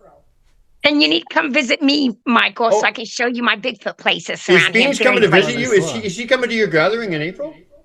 Who? Ginger? Ginger Beans. and I'm Barb trying to, both yeah. are. Yeah, I'm planning on it. I think Oh, I'm half sorry. of Washington. I thought you I'm meant so Beans was coming to excited. your thing. Okay, okay. Yeah, I'm still trying to get to Canada and Washington too. Yeah. Mhm. All right. Well, this is the year, Ginger, where you do all of that. Come and see I'm Ari gonna and his try to do at family. least one of them for sure. And Well, Michael, make we it may just mine, grab because you I'm and bring always the you. one that everyone leaves out. Make it mine just once. Oh, believe me, Paul wants to do yours. He wants to go to Canada. So yeah, All right, go, Paul. yeah. Okay, guys, we'll wrap this up, and thanks for coming by. Nice seeing you all again. And It was good seeing you guys. good I to love see you. Brian. I love you guys. Love you guys. Bye. Bye-bye, I'll girls. wave. Bye, I'm everybody. waving. Bye bye.